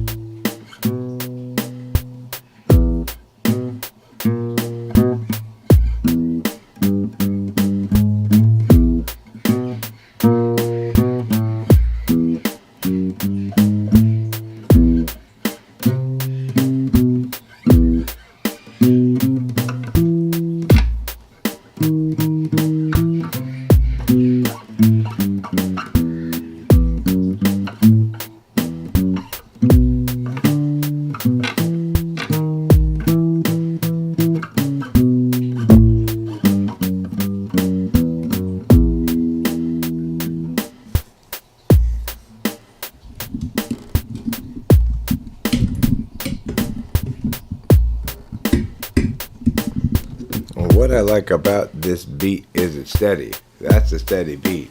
Super steady. That's a steady beat. Super steady. Doesn't do a lot of super fancy Betty stuff. It's a steady beat. Super steady. Everybody likes a steady beat.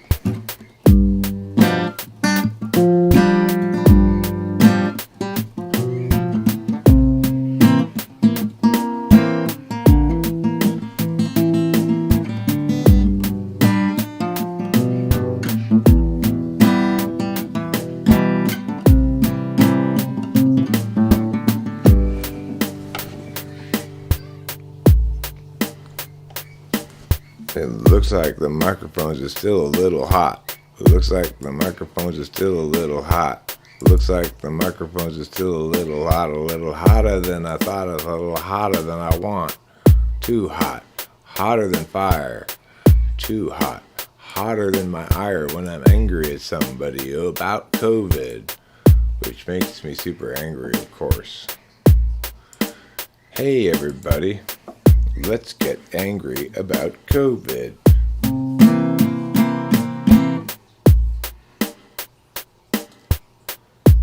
Well, I don't know this for sure, but because Guillain-Barré is an infection, I think the test today can eliminate that.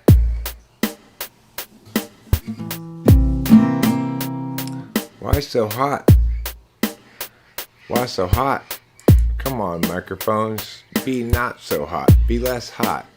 You're too hot. You make me feel too hot. It's getting hot in here. Take off your clothes. That's what that song says.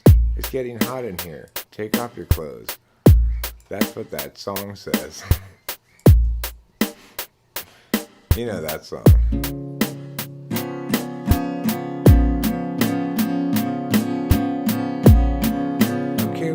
Stop giving medical advice.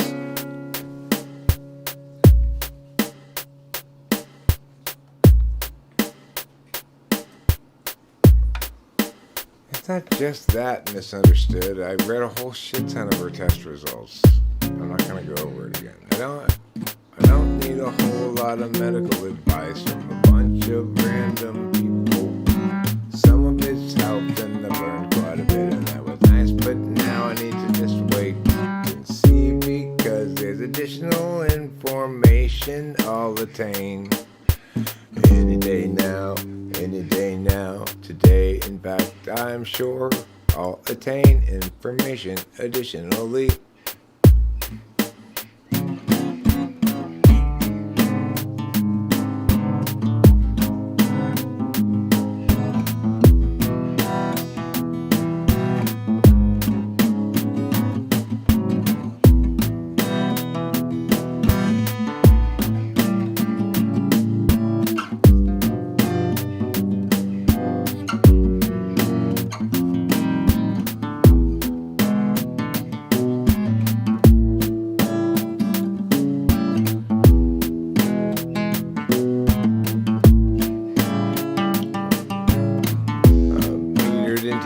Stop. Worst case scenario, me. That's just me in the big EOWNERG. I don't want your downer this. I have ample reason for optimism. Still, this I've got lots of opportunity to fix this.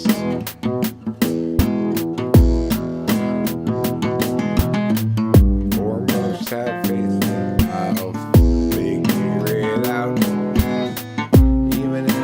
Just deal with a bunch of dumb clouds in the medical profession. I'm not one though. Okay, I hear you. The mix is no good. The beat's too loud and you should turn it down a bit. Yeah, like that. Maybe okay, fine. I could also turn up the other thing a bit more. I turned it down a little too much. That's why you don't hear it as much as you did before. Now it's a little louder, maybe more in store. We've got more in store for you now. How's that mix? Is that better? but I still need to be louder. I'm trying not to peek out, you know? Trying not to peek out on my motherfucking gout. I'm trying not to peek out on my motherfucking gout. Don't peek out. Peeking out is for motherfucking gout. Oh yeah.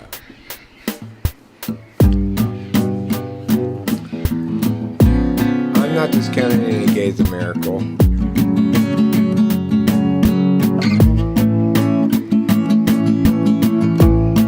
No, you can just turn down your speakers then. It's better to try to optimize it.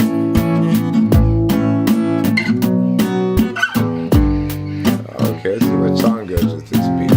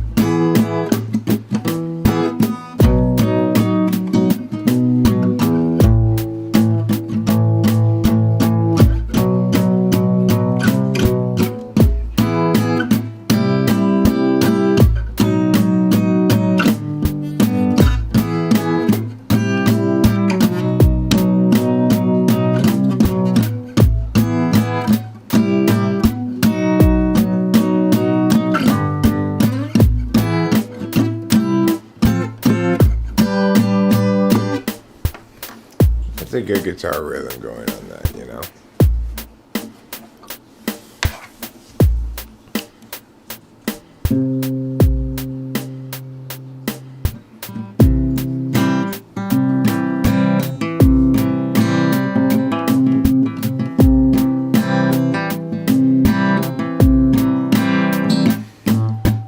Every life lived reaches a time when the road splits in two.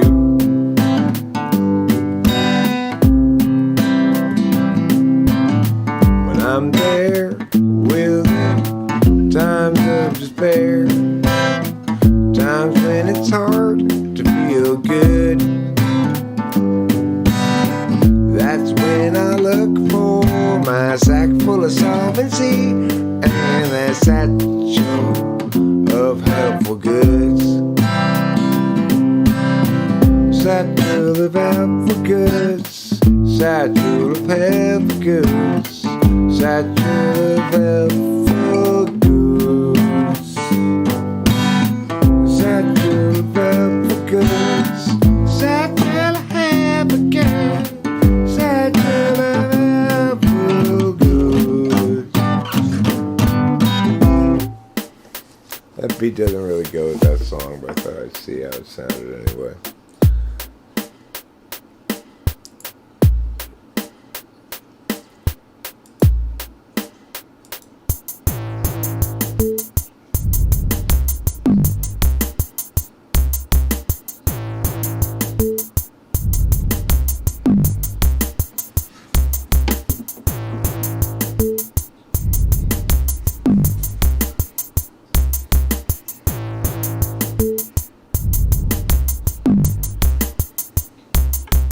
Hello everybody, how you do? My name's Eric, my name's Pooh. Hello everybody, how you do? Would you like to go to the zoo? Hello everybody, what you say? Would you like to say it's a very nice day? Hello everybody, why you be? Or would you like to go and climb up a tree? Hello everybody, this here song goes like this. Pew, pew, pew, pew, pew, pew. That's the kind of sounds you hear with the different sounds going, wow, wow, weird.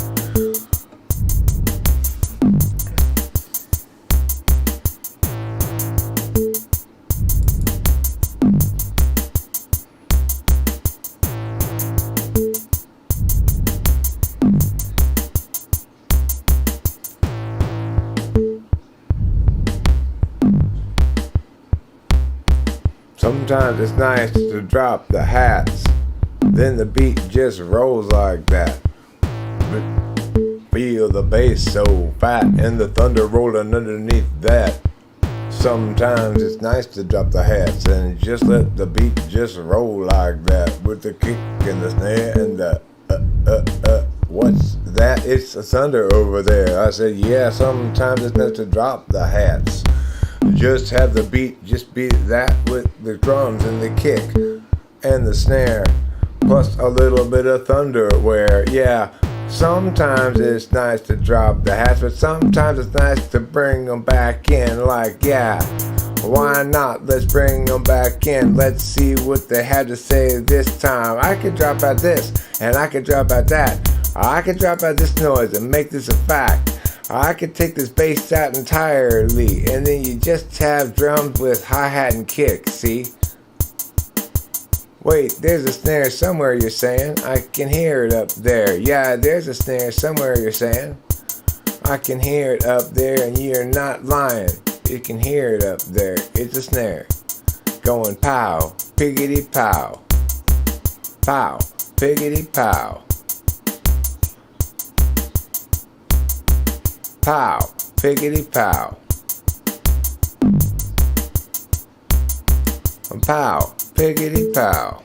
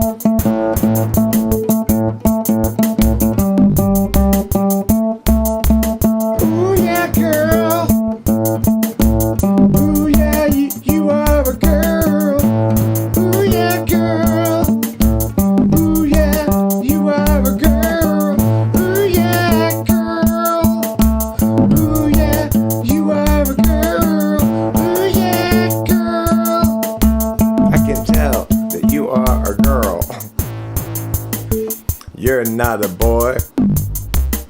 You're not a man. You a lady. You a woman. You a girl chick.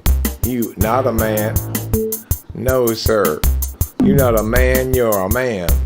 You a lady. You a girl. I can tell by your boobs and your skirts and your hips and your vagina, na na na na na na na na na. Instead of a pair of testicles hanging down. That's a big difference. You can tell a big difference when you look at that. Well, that was fun. That was fun. That was fun and exciting. But now it's time to take it back to 1983. My name is Eric and I'm here to say, don't y'all do no drugs today, 'cause drugs is whack. Drugs is whack. My name is Eric and I'm here to say, doing drugs is totally gay. Drugs is whack. Drugs is whack. If some kid comes to you and says, hey, would you like to try some drugs from me today? That's what they call peer pressure. Way out of line, I'd say. Say no. Just say no. When people offer drugs, always say no. Don't take the drugs. If they say, here, have some drugs, say no. Just say no to the drugs that people offer you. You could instead exchange some hugs. You could instead exchange some rugs. You could exchange and save some bugs. Whatever you do, don't exchange no drugs, 'cause drugs are bad for you to take. If you take them, your mind will break, and everything else in your life will be fake, because drugs ruin everything. Regular people turn into devils. Devils turn into super big devils. Super big devils turn into archdevils. The demon lords of humanity. Drugs cause all sorts of evil and bad. Nothing good comes from it the drugs had. Drugs always make you feel so bad, but don't do them anyway. Don't do those drugs, even though they make you feel really, really good. Don't do those drugs. Don't let your curiosity get the better of you. Don't do those drugs. Sure, they're fantastic. Sure, they're wonderful. But don't do those drugs, 'cause drugs are for losers, for sure.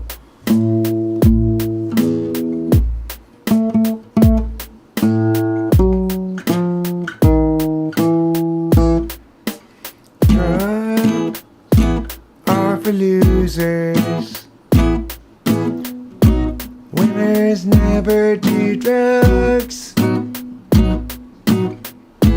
Drugs are for losers. Winners don't need that kind of thing. Winners know that life is best lived without drugs. 'Cause drugs are bad, no replacement for hugs. And drugs are the things that you should never do. Oh, sure, they might be lots of fun. They might be lots of fun. They might make you feel young. They might make you feel dumb. They may cause problems too. They may become a stew, an obsession that you overdo. Perhaps, and that'd be bad. So don't do drugs, 'cause drugs are never, ever, ever okay. At least if you enjoy them in any way. You've got to enjoy only drunkenness when you need to intoxicate. Nothing but some drunkenness is adequate or even great. Drunkenness can replace every other thing in the world.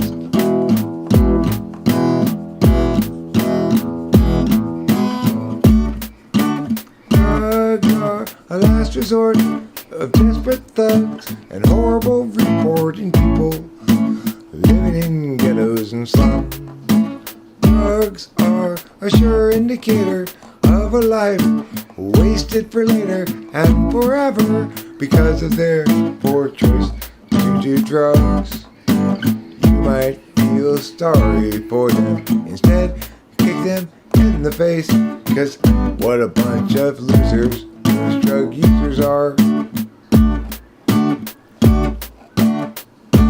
Christianity demands swift reprimands for anyone who dares to enjoy drugs. It's a wonderful song. I hope you've all learned your lesson about drugs. If you haven't, well, you probably never will. You probably never will. That's the sad, honest truth.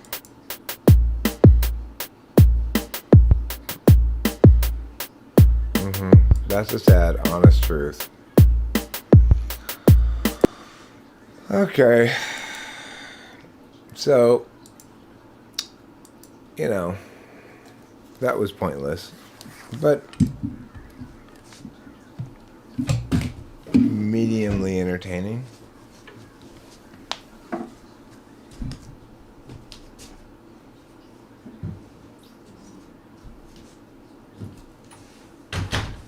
Pointless but mediumly entertaining gets an A in my class.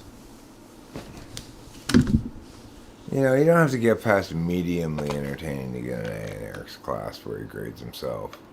He grades himself pretty easy.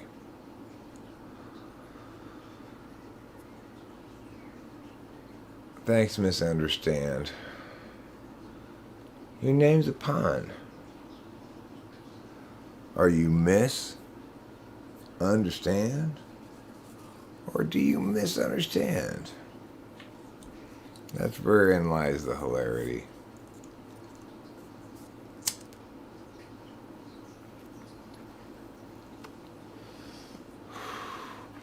Whenever I feel bad about my mediocrity, I remember, hey Eric, you're setting the bar way too high.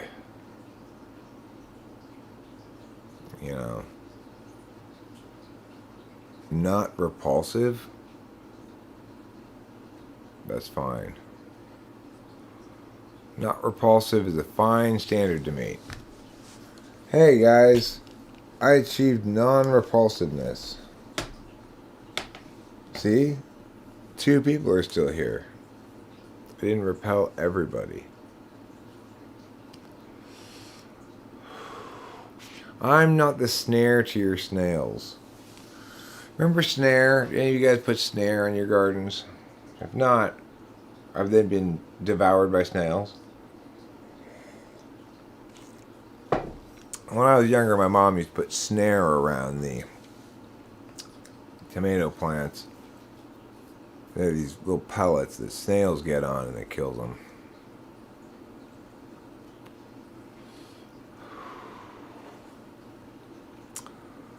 Neon frogs don't have gender. Well, they do, but it depends on what kind of color neon they are. If they're neon green, then they're dudes.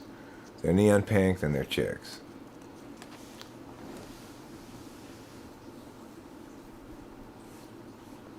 Neon scrotum. That's the newest color in my paint company. Scrotums of the world, in which all the paint colors are various shades of scrotum. But most importantly, there's a patented wrinkly technology. So you can have your paint be all wrinkled up kind of scrotum or hanging low and lean kind of scrotum, either way. So your walls will always look as much or a little like a scrotum as you want. You definitely get your own scrotum colored matched. You should don't. If you're a dude, you shouldn't paint your walls any color other than your own scrotum color. If you're painting another dude's scrotum color, well, then you're probably homosexual, and that's fine. But if you're not a homosexual, and you're painting your room the color of another dude's scrotum, well, maybe you need to look into some self-development. I'm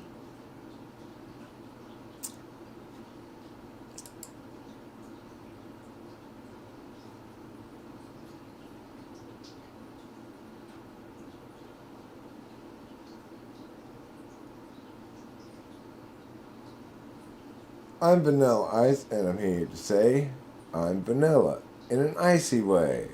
I'm cold, like ice cream too. Vanilla flavored though, not chocolate, dude. Vanilla Ice. I'm Vanilla Ice. That's how Vanilla Ice raps. Stevens Landry.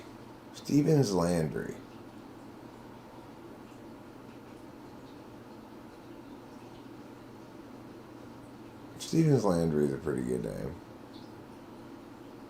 Except I think you should spell it with a V if you're going to spell Stevens. I mean, people are going to mean, you mean Landry Stevens? Landry Stevens is a more sensible name. But let's not forget the recent addition to the hero world, Brazen Balls Subtle Dick. Subtle Dick Brazen Balls. He's the leader of the Norse people. He's ballsy and brazen. But, you know, when it gets down to doing the deed, he'll have his way with you, and you're not even sure what happened. You'll just be like, wow, that was subtle. Did I just get humped? That's why I call him Brazen Balls Subtle Dick.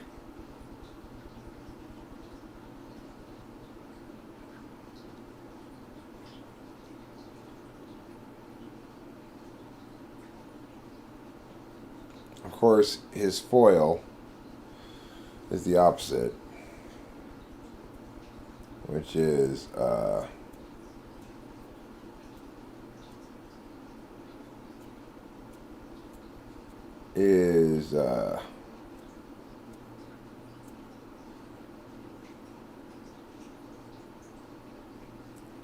Chauncey Nut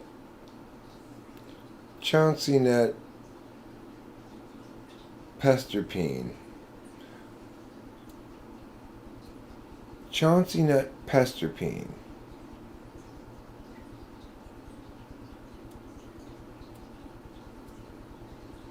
Chauncey Nut Pesterpine is someone who's got Chaunciness in his nuts, but his peen is constantly pestering. Attend to me, it proclaims, standing proud.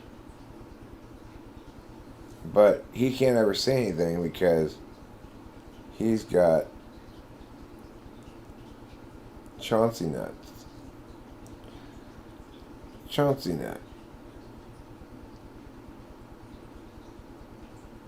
No, not that. We've got two kings who are at war with each other. Chauncey Nut Pesterpine and Brazen Balls Subtle Dick. And neither of them is really known as much of a Lothario.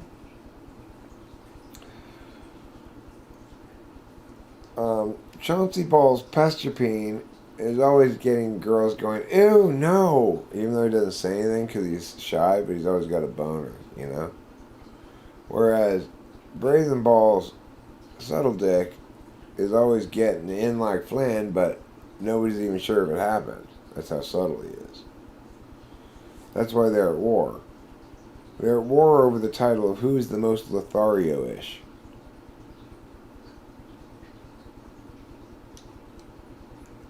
Sir Chestnut Butterbean? No, there's no Sir Chestnut Butterbean.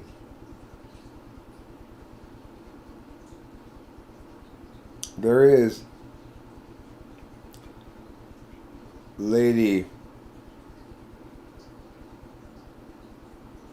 Ample Chest Split Tail. Lady Ample Chest Split Tail of the Split Tail family.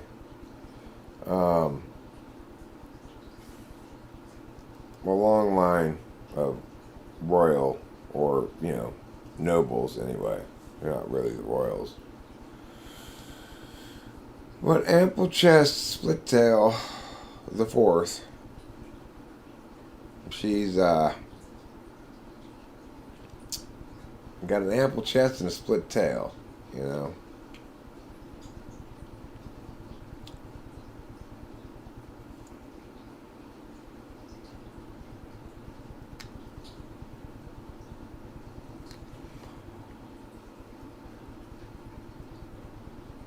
Well, there is hairless Jean Vagine,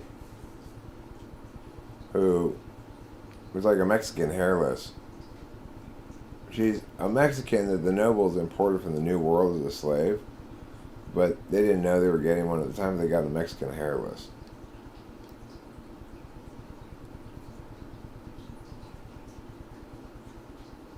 which her name was Exochild, but they renamed her into Clean Jean,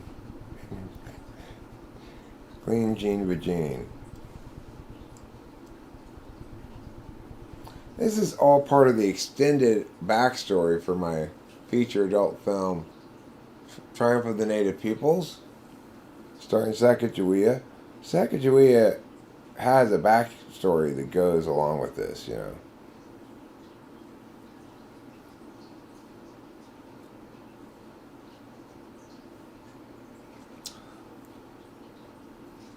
They originally called her Sack and My Weenus because those were her responsibilities.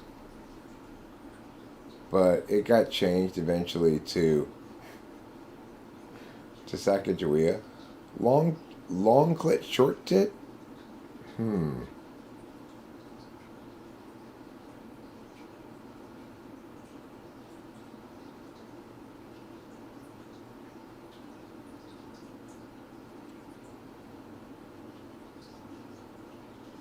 I'm thinking something. I don't mind your long clit. I think that's good. You know.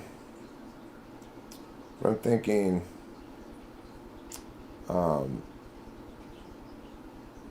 Rib perk. Rib perk. Long flap. Okay. Perky rib long flap. Perky rib long flap, I think, is a better name. You know, you gotta really work on your names. Take some time to get them all right.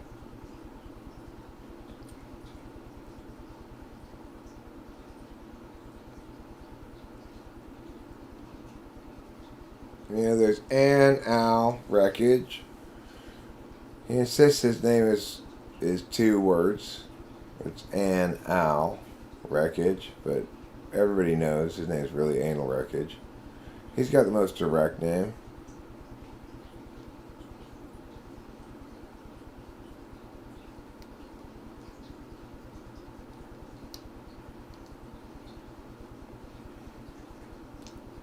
Then there's Manseed Thirstslaker.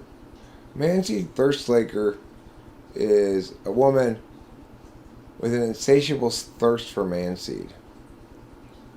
Okay, all of these people meet and have good times together at the Badge No Blood Splish Splash party, of course.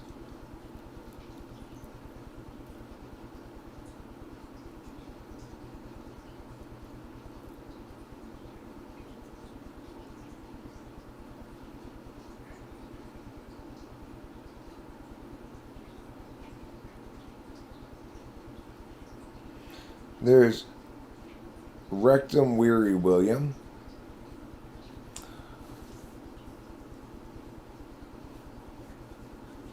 Rectum Weary William is weary of rectums. But the problem he has is that people keep thinking his name is Rectum I Nearly Killed Him.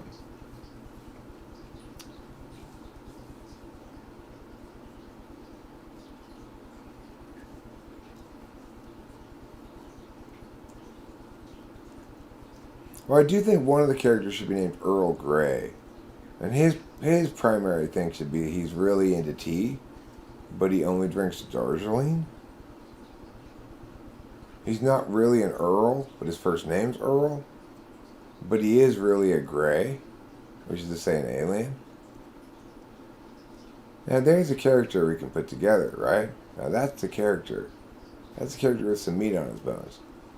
And he's dating one of the enslaved indigenous people who is working for a conquistador with whom he's negotiating some use of the Mayan pyramids for launching a spaceship back into space. Now, that's called brain in action. Telling things that are important. We've got a whole movie already. A whole movie. It's going to be so exciting.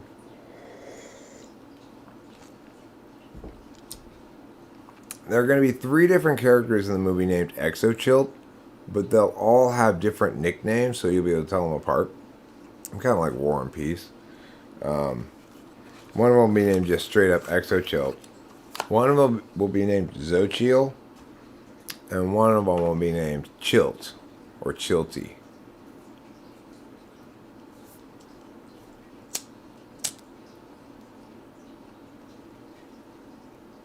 Okay, Earl Grey is deaf. Okay, we're gonna make him special needs.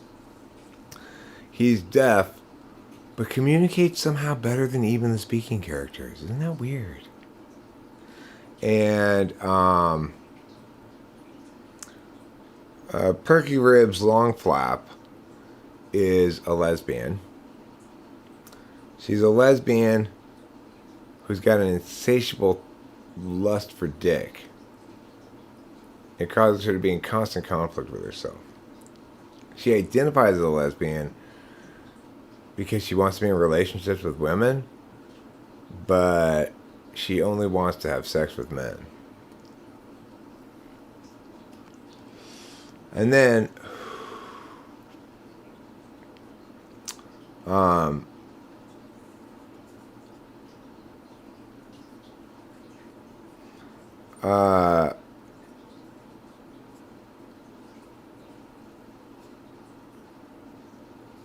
somebody's name should involve hygiene, like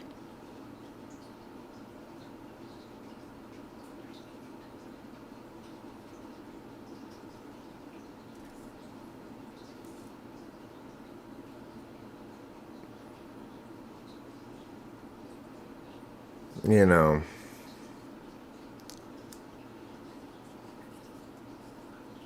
maybe he could have a title, The Totem of Hygiene. And he's the asexual. You gotta have an asexual in a new cartoon now, too. You gotta have everybody in there, you know?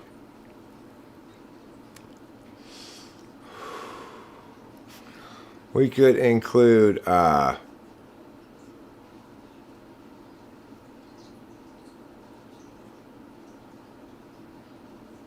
Flexible Frankie. Flexible Frankie is constantly shifting genders. Sometimes he's super manly. Sometimes she's just a wanton slut. Regardless, she's constantly having sex. Or he.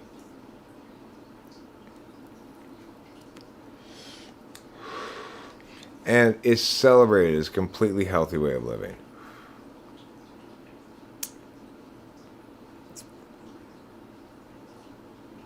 And then there's,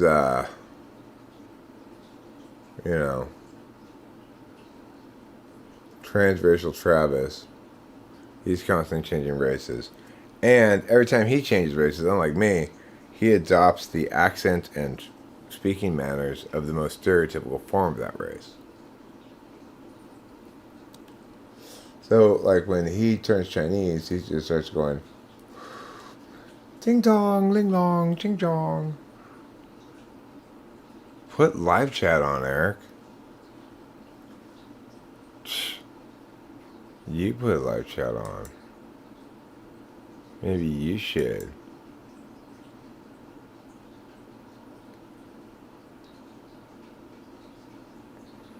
I tell you, we'll have some homosexual couples on that cartoon. But they'll all be lesbians who start off scissoring only to realize we could really use some dick. And then, all of a sudden, it's like gangbang. That's how we pay homage to the LGBT community. Yeah.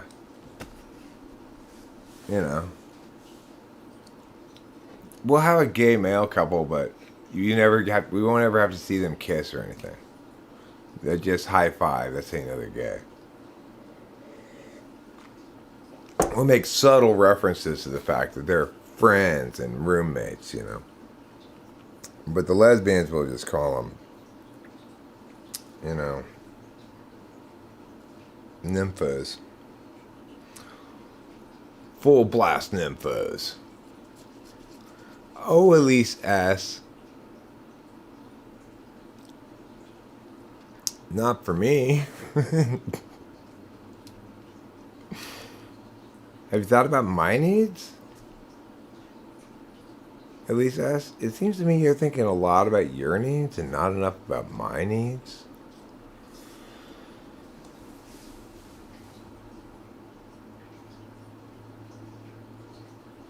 So true. So true.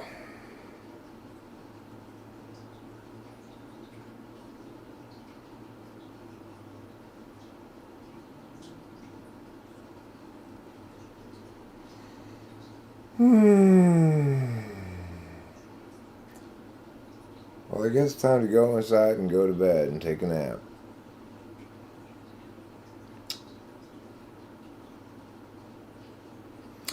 Boba Fett, you purposely misinterpreted that to make it seem like I needed penis.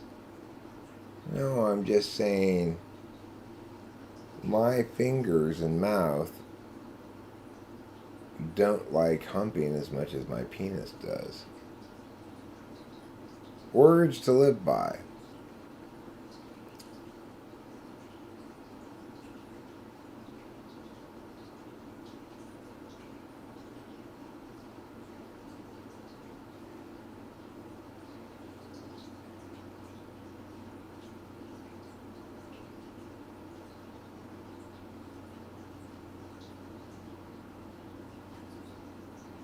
Okay. Goodbye, sweethearts. It's time to go. Eric's got bread to attend to. Time for proverbial bread.